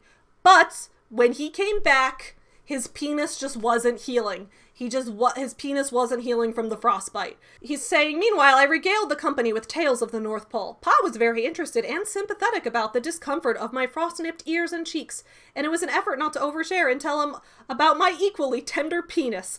Upon arriving home, I'd been horrified to discover that my nether regions were frost-nipped as well, and while the ears and cheeks were already healing, the todger wasn't. Shout out to the British for saying todger. It was becoming more of an issue by the day. I don't know why I should have been reluctant to discuss my penis with Pa or all the gentlemen present. My penis was a matter of public record, and indeed some public curiosity. The press had written about it extensively. There were countless stories in books and papers, even the New York Times, about Willie and me not being circumcised. Mummy had forbidden it, they all said, and while it's absolutely true that the chance of getting penile frostbite is much greater if you're not circumcised, all the stories were false. I was snipped as a baby. So Harry's like, just setting the record straight, I am circumcised. I don't know why anyone cares, but I guess that's the thing. If people had a lie about me, no matter how inconsequential, I would want it to correct it too. Because I'm like, don't lie about me. Don't lie about me. I get it. So then his frostbitten penis we will come back to in a moment because it does lead into a larger point and a larger theme that is important to talk about. But first, we have some other important themes to talk about in the pages after this. So he's talking about like after he's talking about how after William and Kate got married, the different relationships he has with his family. He says, I love my new sister-in-law. I felt she was more sister than in-law, the sister I never had and always wanted, and I was pleased she'd be forever standing by Willie's side. She was a good match for my older brother. They made each other visibly happy, and therefore I was happy too. But in my gut, I couldn't help feeling that this was yet another farewell under this horrid roof, another sundering. The brother I'd escorted into Westminster Abbey that morning was gone, forever. Who could deny it? He'd never again be the first and foremost Willie. We'd never again ride together across the Lesotho countryside with capes blowing behind us. We'd never again share a horsey-smelling cottage while learning to fly. Who shall separate us? Life, that's who. I'd had the same feeling when Pa got married, the same presentiment, and hadn't it come true? In the Camilla era, as I predicted, I saw him less and less. Weddings were joyous occasions, sure, but they were also low-key funerals, because after saying their vows, people tended to disappear. I thought that was really sad and also very true. I think that a lot of, I won't say all the time. When I got married, I don't think I disappeared from anyone's life. In fact, I think I've been more present in people's lives than ever. But I think it is a thing that's common for people to do, which is that after people get married, they start to focus on them and their spouse as a family unit. They start having their own family, as they say. And then their siblings become their extended family and things like that. And it does become a sad moment. It's like a bittersweet occasion because you're happy for the person that you love moving into a new era of their life, but you also feel a sense of loss that maybe you won't get to be as close as you were before. And I think there's a lot of truth to that, and I felt the sadness there. I really did. I thought that was well written. He continues about this, and he says, each new identity assumes the throne of self, but takes us further from our original self, perhaps our core self, the child. Yes, evolution, maturation, the path towards wisdom, it's all natural and healthy, but there's a purity to childhood, which is diluted with each iteration. As with that hunk of gold, it gets whittled away. At least, that was the thought I had that day. My big brother Willie had moved up the line, and thereafter, he'd be first a husband, then a father, then grandfather, and so on. He'd be a new person, many new persons, and none of them would be Willie. He'd be the Duke of Cambridge, the title chosen for him by Granny. Good for him, I thought. Great for him. But a loss for me all the same. And I think this, comparing of identities with royal titles was extremely interesting because he talks about it. He says it in terms of succession. Each identity assumes the throne of the self. We each have our own king or queen within ourself, which is our own identity, but which of those identities we have at the forefront is going to change throughout life. When you're a child, your identity is child, but then when you're an adult, you get this identity of husband or wife, or you get this identity of mother or father if you choose to have children, and things like that. And your identity is never just solely you anymore as you take on these new roles. And that was the sense of loss that he was feeling at this wedding of okay, he's not going to be Willie. He's going to be the Duke of Cambridge. He's eventually going to be the King of England. He's going to have this identity of husband and father, and those identities will come to the forefront before the child identity that was the one I was most connected to. So it's almost like mourning the loss of the past identity while celebrating the gaining of the new one, but the other one is still lost. It's still succeeding. It's still usurping the throne from the old one, if that makes sense. And I thought that was excellent figurative language to draw that as a metaphor with this extended metaphor of how it works with royalty, because that's the other thing that he's emotionally battling with at the time. I thought that was really excellent writing. All right, let's get back to the frostbitten penis. I needed to see a doctor ASAP, but I couldn't ask the palace to find me one. Some courtier would get wind of my condition and leak it to the press, and next thing I knew, my todger would be all over the front pages. So, yeah, so that's what happens next, is Harry really needs to get his penis treated for frostbite, but he can't because he doesn't want the press finding out about it. So even the frostbitten penis story wasn't just something that was supposed to be funny. It was also tying back into, like, this constant fear of scrutiny that he lived under. Like, I just want to get my penis treated, but I don't want the entire world to be writing headlines about it, which of course is exactly what happened because he included it in the book, and all the headlines are like, Prince Harry once had a frostbitten penis. Although maybe now he's like, I guess now that he's not actively suffering from a frostbitten penis and like his penis is healed. I'm assuming he's conceived 2 children, so I'm assuming it's healed. Because it's all healed, he probably feels more distance from it and can laugh about it now, but like at the time it was probably highly traumatic, and he probably didn't want people coming up to him being like, so is your penis still currently frostbitten, Prince Harry? And it's just like, just let the man go to a doctor. So he ended up having to like have a friend sneak him to a doctor so he could get that taken care of. Poor guy. There were a few parts in this that I think we need to talk about that it feels like Harry, and by extension the ghostwriter, both speculate on other people's emotions in a way that makes me a little uncomfortable. When you're writing memoir, I know that it's important to be able to portray other people, and you may portray both yourself and others in both positive and negative lights because memoir should show the complexity of those relationships. But at the same time, I never really am a fan of people ascribing motivations to others, because I think deep down we're the only ones who know what our true motivations are for doing something, and when we try to read other people's minds or read motivations that may or may not be there, it does then lead into these misunderstandings, much like the ones that caused Harry to get all of these lies written about him in the press and things like that. So there were a lot of misunderstandings that led to Harry being the victim, but then I feel like he's kind of unfair in this book by ascribing motivations to other people, which could then lead to us viewing his editorialized opinion of other people as the truth, if that makes sense. It's kind of, I guess what this book is all about is vicious cycles of press and media abuse. But I don't want to see Harry perpetuate that cycle because I wanted this book to put an end to it. So let's take a look at an example of what I mean by this.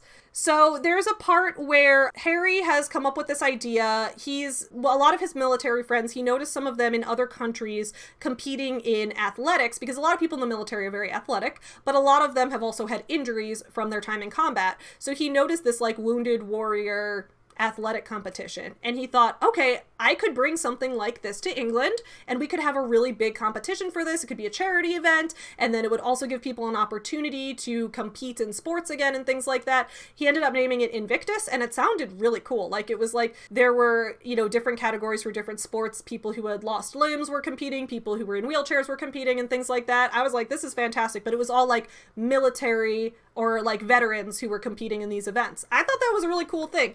But this is the section where he goes to tell William about this idea and how he had gathered up the funds for it and was getting it going. So William is upset with Harry about this for some reason. And it says, he complained that I'd been using up all the funds in the Royal Foundation. That's absurd, I spluttered. I was told only a £500,000 grant would be needed to get the games going, a fraction of the Foundation's money. Besides, it was coming from the Endeavour Fund, an arm of the Foundation I'd created specifically for veterans' recovery. The rest would come from donors and sponsors. What was going on here, I wondered. Then I realized, my God, sibling rivalry. I put a hand over my eyes. Had we not got past this yet? The whole heir versus spare thing. Wasn't it a bit late in the day for that tired childhood dynamic? But even if it wasn't, even if Willie insisted on being competitive, on turning our brotherhood into some kind of private Olympiad, hadn't he built up an insurmountable lead? He was married, with a baby on the way, while I was eating takeaway alone over the sink.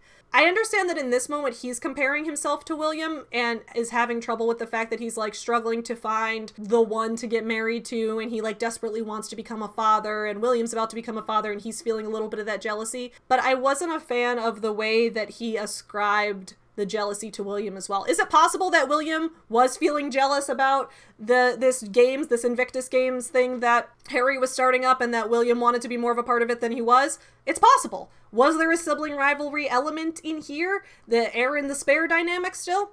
It's possible. But No, none of us can read William's mind, so I don't think it's necessarily fair. He's upset about something. The place that his anger may have come from might be somewhere entirely different. I don't think it's possible for any of us to know, so it seems weird to say this, oh, I realized that this was his motivation. You can't, it's really hard to realize someone else's motivation unless they tell you directly, so I thought that that part was a little bit like, this is, Harry, that's a bit of a stretch, bud. I will say, though, that's followed up with some sections where he talks about mental health in some very good ways that I think is really important to get those conversations going. Because, as I mentioned earlier, it became very clear that within the royal family, especially with being in the spotlight, being open about your mental health struggles was not something that was readily accepted or readily welcomed. But then he talks about when he starts experiencing panic attacks, he starts experiencing PTSD, and what that felt like. So he says here, the panic often started with putting on a suit first thing in the morning. Strange. That was my trigger, the suit. As I buttoned up my shirt, I could feel my blood pressure soaring. As I knotted my tie, I could feel my throat closing.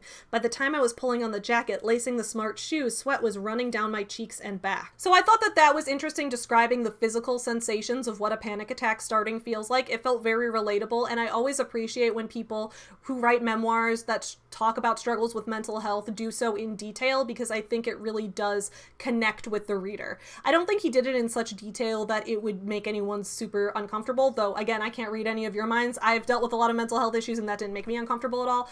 And then later we're going to talk about his PTSD as well, and I think it's really great that he went into such detail about that and is once again being someone who's in a position of power, who's in a position of being looked up to by a lot of people and normalizing those conversations. I absolutely admire that. He said, the one remedy that proved most effective, however, was work. Helping others, doing some good in the world, looking outward rather than in. That was the path. Africa and Invictus, these had long been the causes closest to my heart. But now I wanted to dive in deeper. Over the last year or so, I'd spoken to helicopter pilots, veterinary surgeons, rangers, and they all told me that a war was on, a war to save the planet. War, you say? Sign me up. One problem, Willie. Africa was his thing, he said, and he had the right to say this, or felt he did, because he was the heir. It was ever in his power to veto my thing, and he had every intention of exercising, even flexing that veto power. We'd had some real rows about it. I told Tej and Mike. Tej and Mike are his friends in Africa that he's gotten very close to over the years. One day, we almost came to blows in front of our childhood mates, the sons of Emily and Hugh. One of the sons asked, why can't you both work on Africa? Willie had a fit, flew at this son for daring to make such a suggestion. Because rhinos, elephants, that's mine.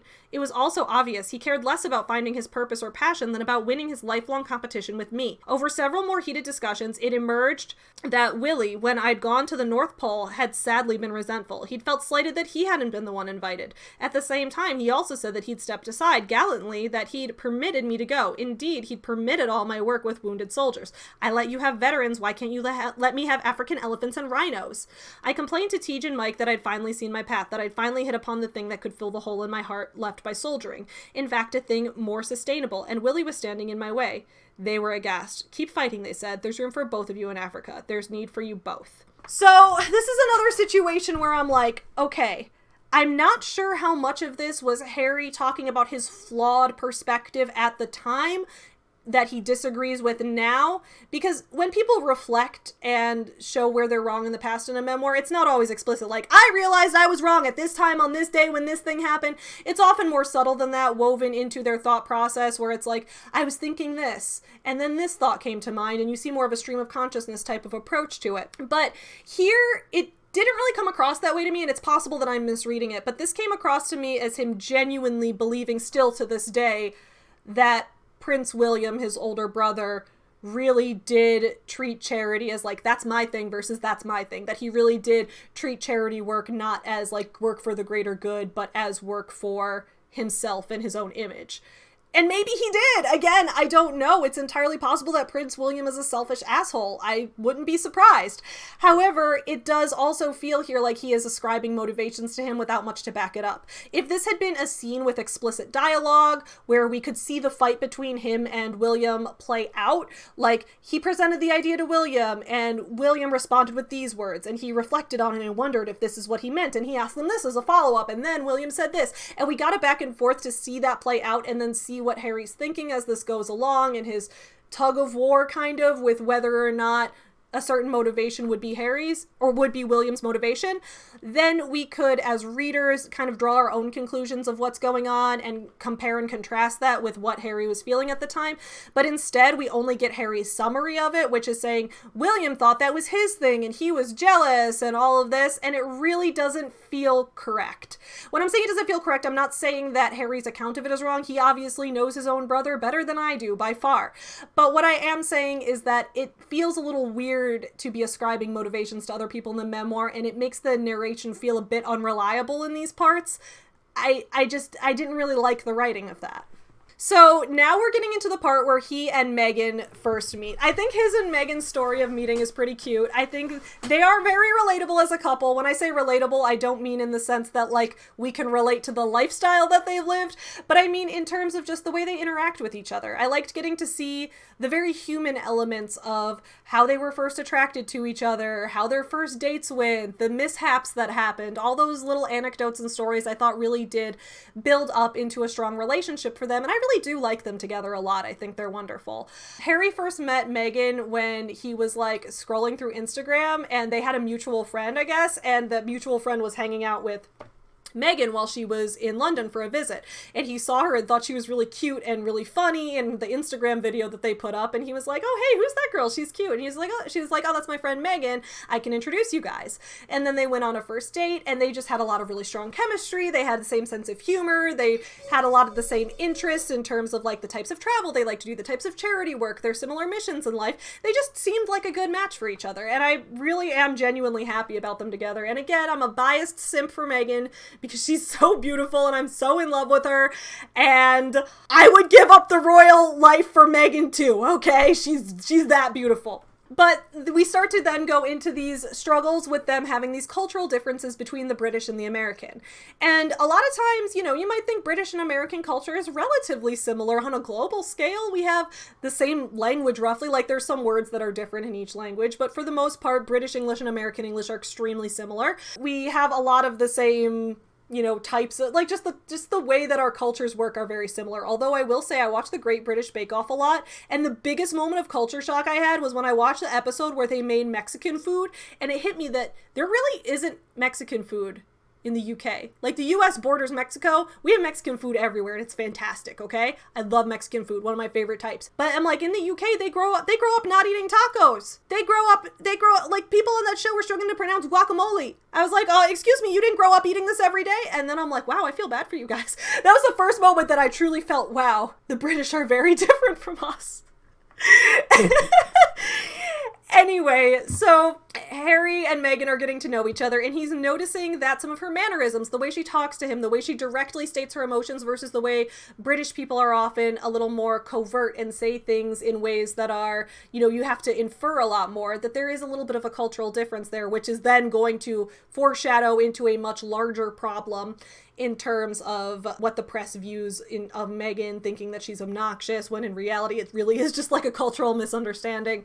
We'll take a look at some of that. But this is what he said. He said, I like these Americans. I like them a lot. Strange time to be pro-American. Most of the world wasn't, certainly not Britain. Many Brits despised the American war in Afghanistan and resented being dragged into it. With some, the anti-American sentiment ran very hot. I was reminded of my childhood when people warned me all the time about Americans. Too loud, too rich, too happy, too confident, too direct, too honest. Nah, I always thought Yanks didn't beat around the bush, didn't fill the air with polite snorts and throat clearings before coming to the point. Whatever was on their mind, they'd spit it out like a sneeze, and while that could be problematic at times, I usually found it preferable to the alternative. No one saying what they truly felt. No one wanting to hear how you felt. So we got this element of cultural difference where Harry's starting to say, I kind of like the American way of being more direct with each other, having less small talk, which is very interesting because as an American, I often struggle even with like American levels of social cues in which we were even more direct.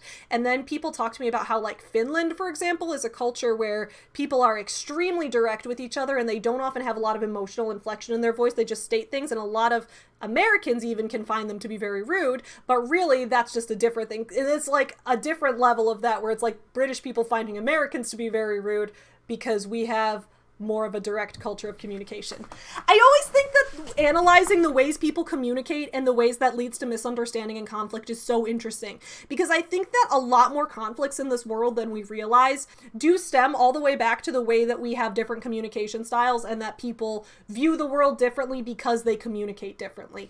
I think because we're humans and language is one of the strongest tools that humans have as a species, the ways that we use language can really separate us and bring us together, and I think that's just an endlessly interesting discussion, which this book gets into, and I really like that. But I will say, if we want to talk about what I said was coming back earlier with Aunt Margot and the Bureau pen, there's a part where Harry's on a trip with his friends and he drops his phone in the water and he's like, oh no, now I'm not going to be able to reach Megan at all. What can I do? And people were like, well, you could write her a letter, and then when we get back to like the base where we're from, someone there can take a picture on their phone who has her number and they can send her the letter you wrote her.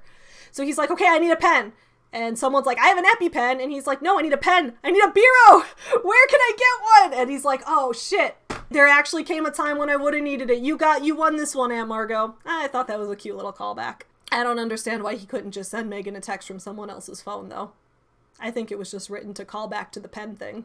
This story was interesting. So this is where Megan is gonna meet the Queen for the first time. And she's like, oh, it's meeting my boyfriend's grandma. And then she's like, oh shit, it's meeting the Queen. My boyfriend's grandma is the Queen. So Megan said, fun, I love grandmas. I asked if she knew how to curtsy. She said she thought so, but she also couldn't tell if I was serious. You're about to meet the Queen. I know, but it's your grandma. But she's the Queen. We pulled into the driveway, drove across the gravel, parked next to the big green box hedge. Fergie came outside, somewhat aflutter, and said, do you know how to curtsy? Meg shook her head. Fergie demonstrated once. Meg imitated her. There wasn't time for a more advanced tutorial. We couldn't keep Granny waiting. As we walked toward the door, Fergie and I both leaned into Meg, whispering quick reminders. When you first meet the Queen, it's your majesty. Thereafter, it's just ma'am. Rhymes with ham. I've seen that before. Do people say that about the Queen all the time? Ma'am, rhymes with ham. I think we all know how to say ma'am. Anyway, just whatever you do, don't talk over her, we both said, talking over each other. We entered the large front sitting room, and there she was, Granny, the monarch, Queen Elizabeth II, standing in the middle of the room. She turned slightly. Meg went straight to her and dropped a deep, flawless curtsy. Your Majesty, pleasure to meet you. I love just like it showed this, how Megan was being thrust into a new world. I think the Netflix documentary kind of compared it to Mia in the Princess Diaries getting this introduction to now you're becoming royal, where it's like, oh, it's time to meet grandma. But here's the rules for meeting grandma. You have to curtsy when you meet grandma. You have to address grandma with these titles. We can't just call her grandma.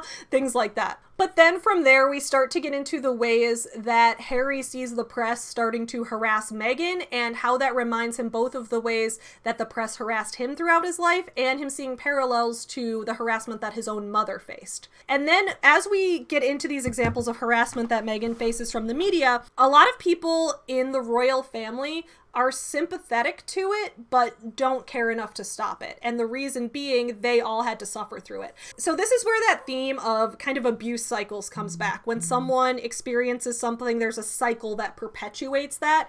And then that's like, it's a vicious cycle. We hear that all the time. It keeps going because one person learns that and that's what they know. And then they perpetuate it to the next person. And Harry's here like, well, can't we break this cycle? But it's very hard to get out of sometimes. And I think he knows that, and everyone who's in the royal family knows that as well. So there's a lot of people in the family talking about, you know, I had to go through all the scrutiny of the press. His father, Prince Charles, is like, you know, when me and your mother, we went through this. William's like, Kate and I went through all this scrutiny. And there was a lot of, with Kate Middleton, there was so much misogyny directed towards her in the press and in tabloids and things like that, with following her every move, scrutinizing everything she was doing. That whole issue with like the topless photos thing when she was just kind of on the beach living her life. They were like, okay, we all had to go through this. There's no reason you, Harry, should get special treatment or that Meghan should get special treatment. And Harry's like, well, it's not really asking for special treatment. I'm asking if we can all work together to put a stop to this for everyone in the future, because this is bullshit for all of us. And I think that's an interesting way to look at the ways that people kind of get locked into these cycles. So let's talk about it. Harry says, above all, I hadn't been ready for the racism, both the dog whistle racism and the glaring, vulgar, in-your-face racism. I think the discussion surrounding the racism with Meghan is really interesting because I see a lot of times people in Europe saying that they don't have the same problems with racism that the US does.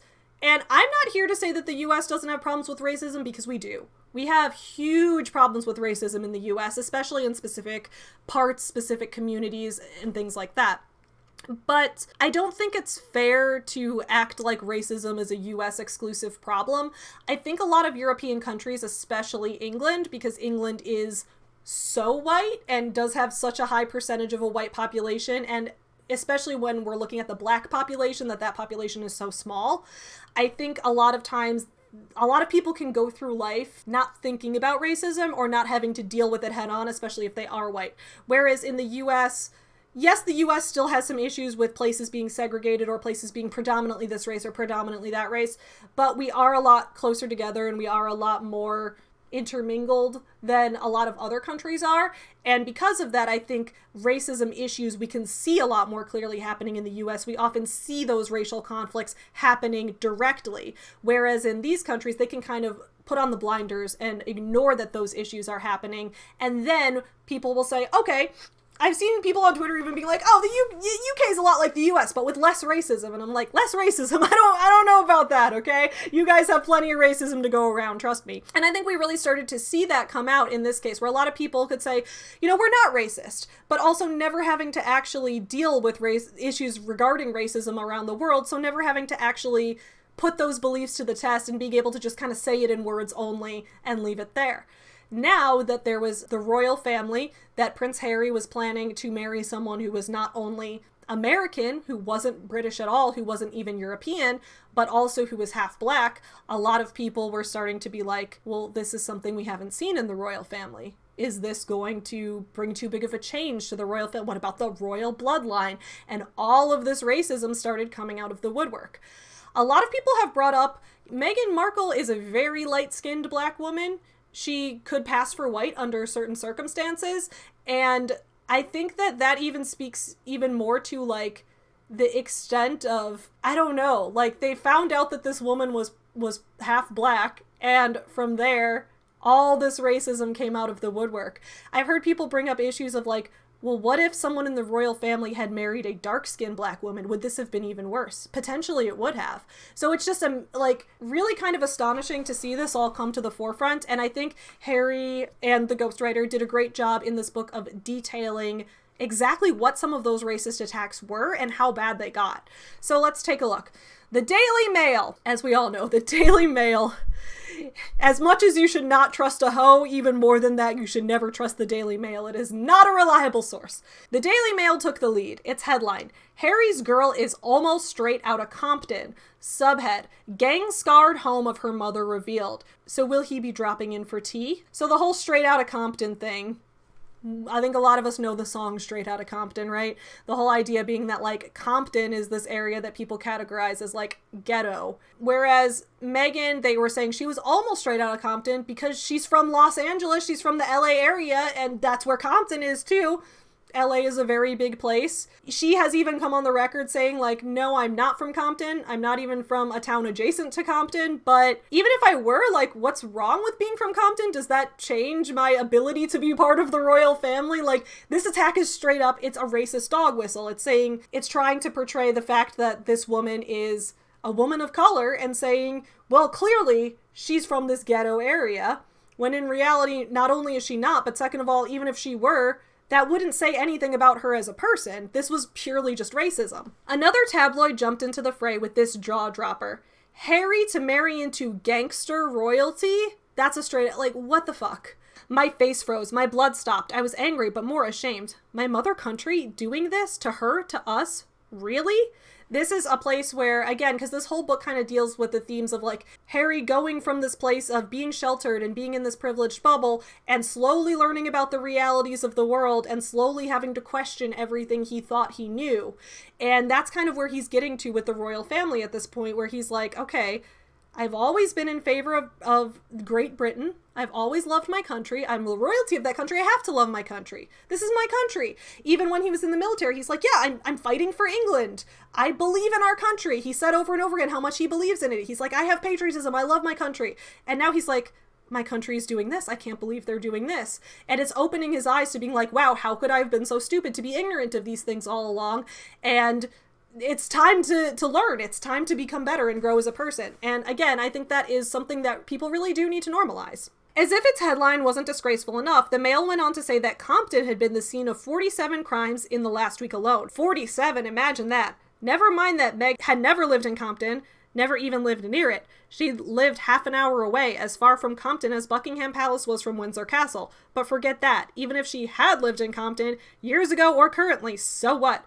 Who cared how many crimes were committed in Compton or anywhere else, so long as Meg wasn't the one committing them? Yeah, I agree completely. It was a racist dog whistle. Here's a question for you guys. It just made me wonder. Let me know in the comments below. If I had married into the royal family, you guys know one dog whistle that conservative commentators love to use is Chicago. They just say Chicago and people are like, oh my God, where are the guns? Guns, mass gun violence everywhere, Chicago. People say Chicago all the time. Anytime a conservative politician says Chicago, you know they're trying to stir some shit, right? Half the time they talk about crimes that didn't happen in Chicago and then start talking about us and I'm like, what did we do? Anyway, here's my question. Do you think that if I married into the royal family, the tabloids would run papers saying that because I'm from Chicago, that I'm in a gang? Do you think they would do that, or do you think because I'm white, I would not get that? Let me know in the comments below, I'm curious. Anyway, Sister Johnson further opined that Meg's mother, Doria, was from the wrong side of the tracks, and as stone cold proof, she cited Doria's dreadlocks. This filth was being blasted out to 3 million Britons about Doria, lovely Doria, born in Cleveland, Ohio, graduate of Fairfax High School in a quintessentially middle-class part of Los Angeles. The Telegraph entered the fray with a piece slightly less disgusting, but equally insane, in which the writer examined from all angles the burning question of whether or not I was legally able to marry a, gasp, divorcee. God, they were already into her past and looking at her first marriage. Never mind that my father, a divorcee, was currently married to a divorcee, or my aunt, Princess Anne, was a remarried divorcee. The list went on. Divorce in 2016 was deemed by the British press to be a scarlet letter. So this is going on to show like how fickle the press can be. They don't have any consistent ideology. They don't have a consistent set of beliefs.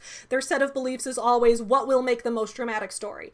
And can we find something to hate on Meghan for? At the time that it was Kate and William's engagement, can we find something to hate on Kate for? Can we scrutinize people more because negativity sells? And I know that negativity sells, right? I've told you guys before, sometimes I get scared to do positive book reviews because I'm like, who's gonna even watch this, right?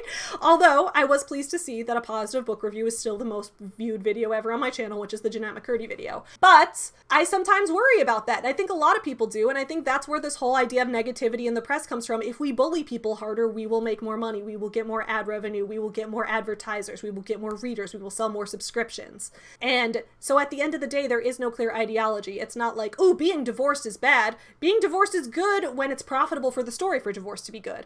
And it's scandalous when it's profitable for the story for it to be scandalous. And that just shows how fickle this all really is and how little integrity and how intellectually dishonest this whole process has become. So here's where we get more of that car imagery that I was talking about earlier, where we know that Harry had the scene where he learned about his mother's car crash and he goes like, oh my God, she's gonna be okay though, right? And his father has to tell him, no son, she didn't make it. And then later his best friend Henry from school, he learns that he was in a car accident when they're, I believe, in their early 20s. And he's like, oh my God, he's going to be okay though, right? And he learns, well, I'm sorry he didn't make it. So now he's having the same kind of PTSD, the same panic surrounding cars. And now Meghan's in a car. Meg, driving home from set, noticed 5 cars following her. Then they started chasing her. Each car was driven by a man, shady looking, wolfish. It was winter, Canada, so the roads were ice. Plus the way the cars were spinning around her, cutting her off, running red lights, tailgating her, while also trying to photograph her, she felt sure she was going to be in a crash. She told herself not to panic, not to drive erratically, not to give them what they wanted. Then she phoned me. I was in London, in my own car, my bodyguard driving, and her tearful voice brought me right back to my childhood, back to Balmoral. She didn't make it, darling boy. I pleaded with Meg to stay calm, keep her eyes on the road. My air controller training took over. I talked her to the nearest police station. As she got out of the car, I could hear in the background Paps following her to the door. Come on, Megan, give us a smile. Click, click, click. And that's kind of that trigger for Harry where he's like, oh God, this can't happen again. This can't happen again. I think now it's a good time to get into Harry's discussions of mental health surrounding his going to therapy. Remember the negative reviews of people who didn't read the book saying, this man needs to go to therapy. Well, Lucky you, if you'd read the book, you would know he extensively talks about his time going to therapy. We're going to start with a scene that I had a slight criticism of, which is similar to my criticism of some other scenes in this book, but then I will follow that up with a positive about how I think he did a good job talking about therapy. So he says, he's talking about a time that he and Megan had a fight early on in their relationship. He says, maybe it was the wine went to my head, maybe the weeks of battling the press had worn me down. For some reason, when the conversation took an unexpected turn, I became touchy. Then angry, disproportionately, sloppily angry. Meg said something I took the wrong way. It was partly a cultural difference, partly a language barrier, but I was also just oversensitive that night. I thought, why is she having a go at me? I snapped at her, spoke to her harshly, cruelly. As the words left my mouth, I could feel everything in the room come to a stop. And from here, this is one of Harry's signs that he really needs to go to therapy. He talks about how going to therapy hadn't worked for him in the past, and Megan encourages him to try again and find a new therapist, and he does, and that ends up being helpful for him. But my issue with the writing here was very similar to my issue with the writing in a lot of the other sections, where it's like, Meg said something I took the wrong way. It was a cultural difference. It was a language barrier. And then I reacted harshly. I think that scene, especially because it is such a pivotal moment in Harry's decision that he really needs to finish working on himself and needs to go back to therapy and really give getting his mental health in order a proper try. Because of that, I think that the scene, it's to its detriment that it is summarized, that it doesn't have dialogue, that it doesn't build it out. Maybe Harry didn't want to tell the ghostwriter. This is speculation. I don't know for sure. Don't quote me. I'm just saying, I guess it's possible that a reason the ghostwriter wouldn't have put this in is that maybe Harry didn't feel comfortable divulging the specifics of their argument. Maybe there was something private in there.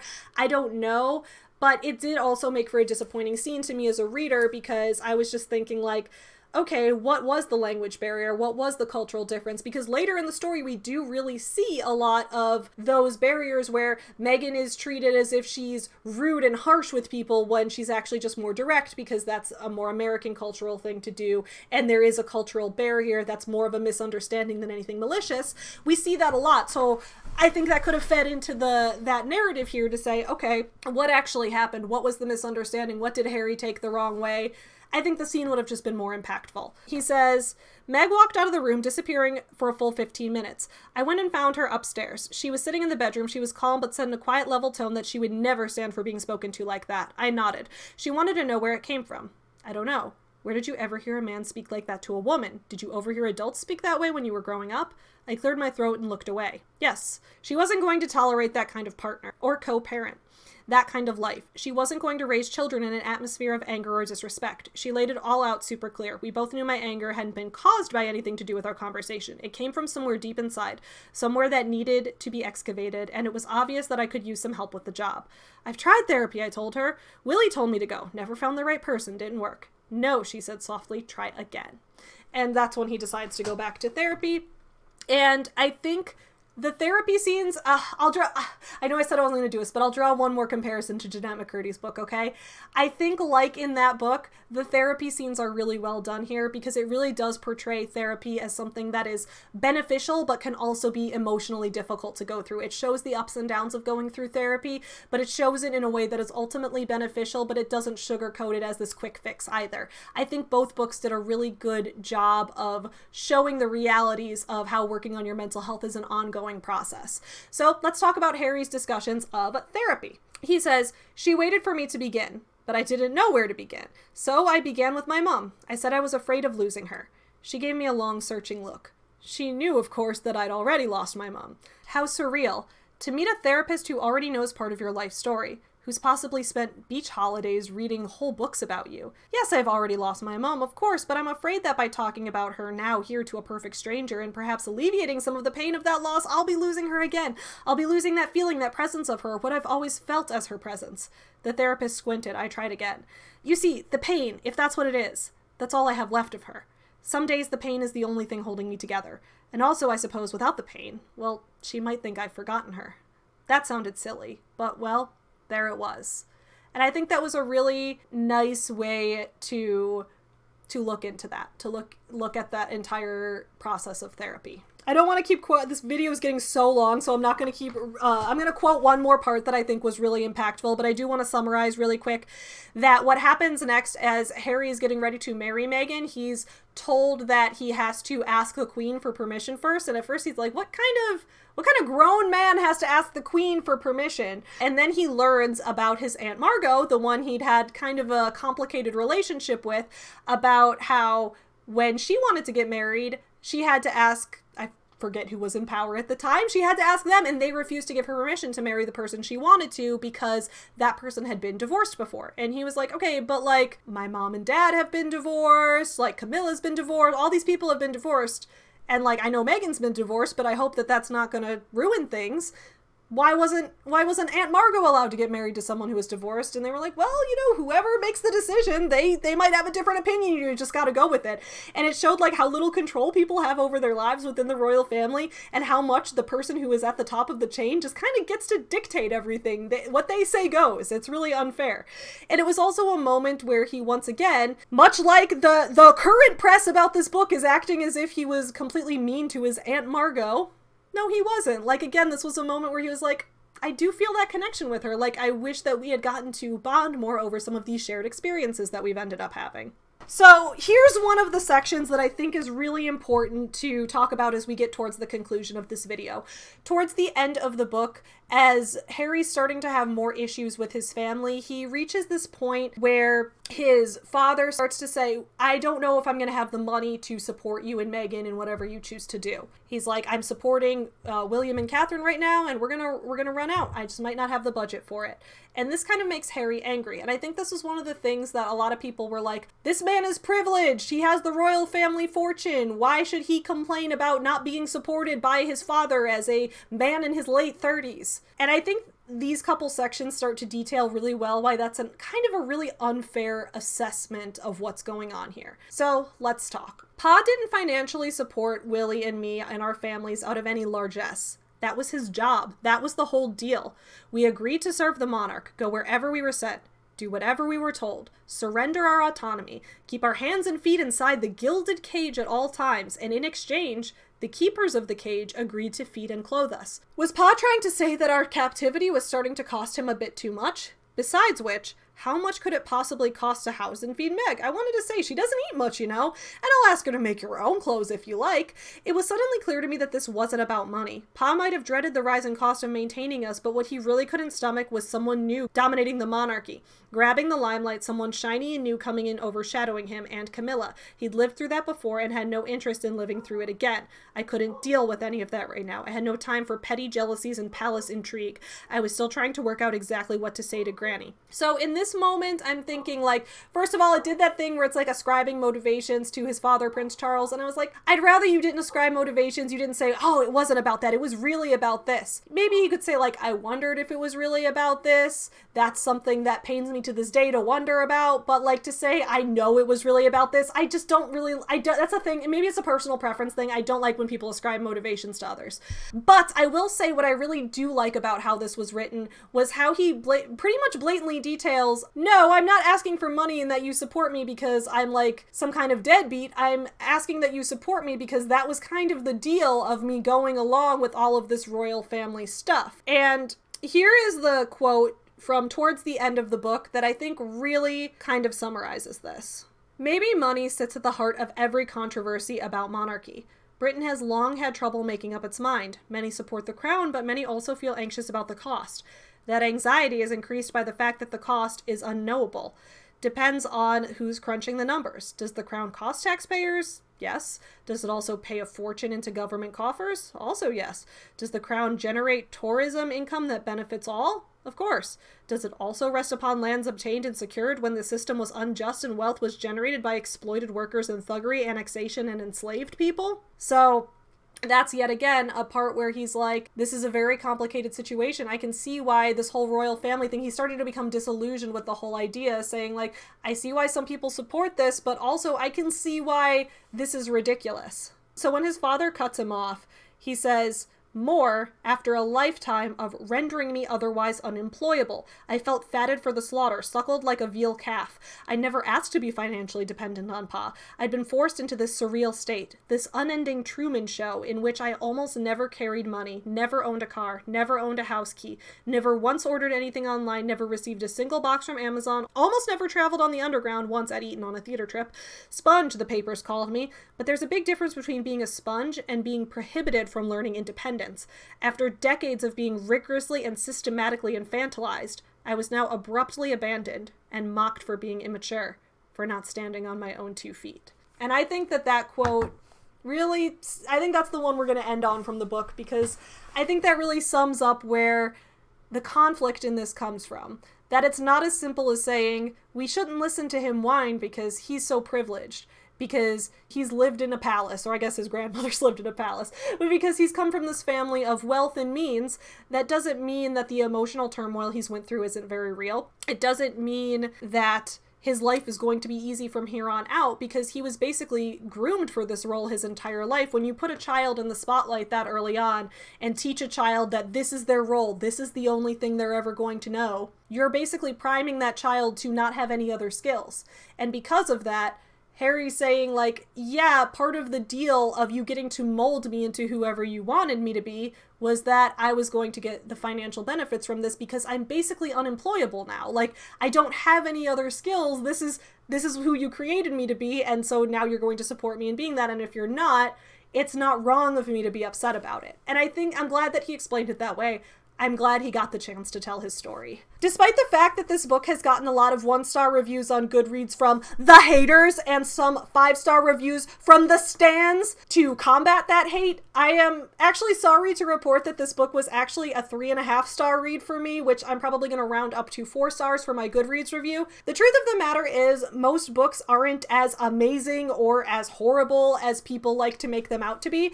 This book had a lot of incredible revelations and definitely sparked a lot of conversation, but it was also occasionally plagued by moments of myopic thinking and unfortunately of some boring writing.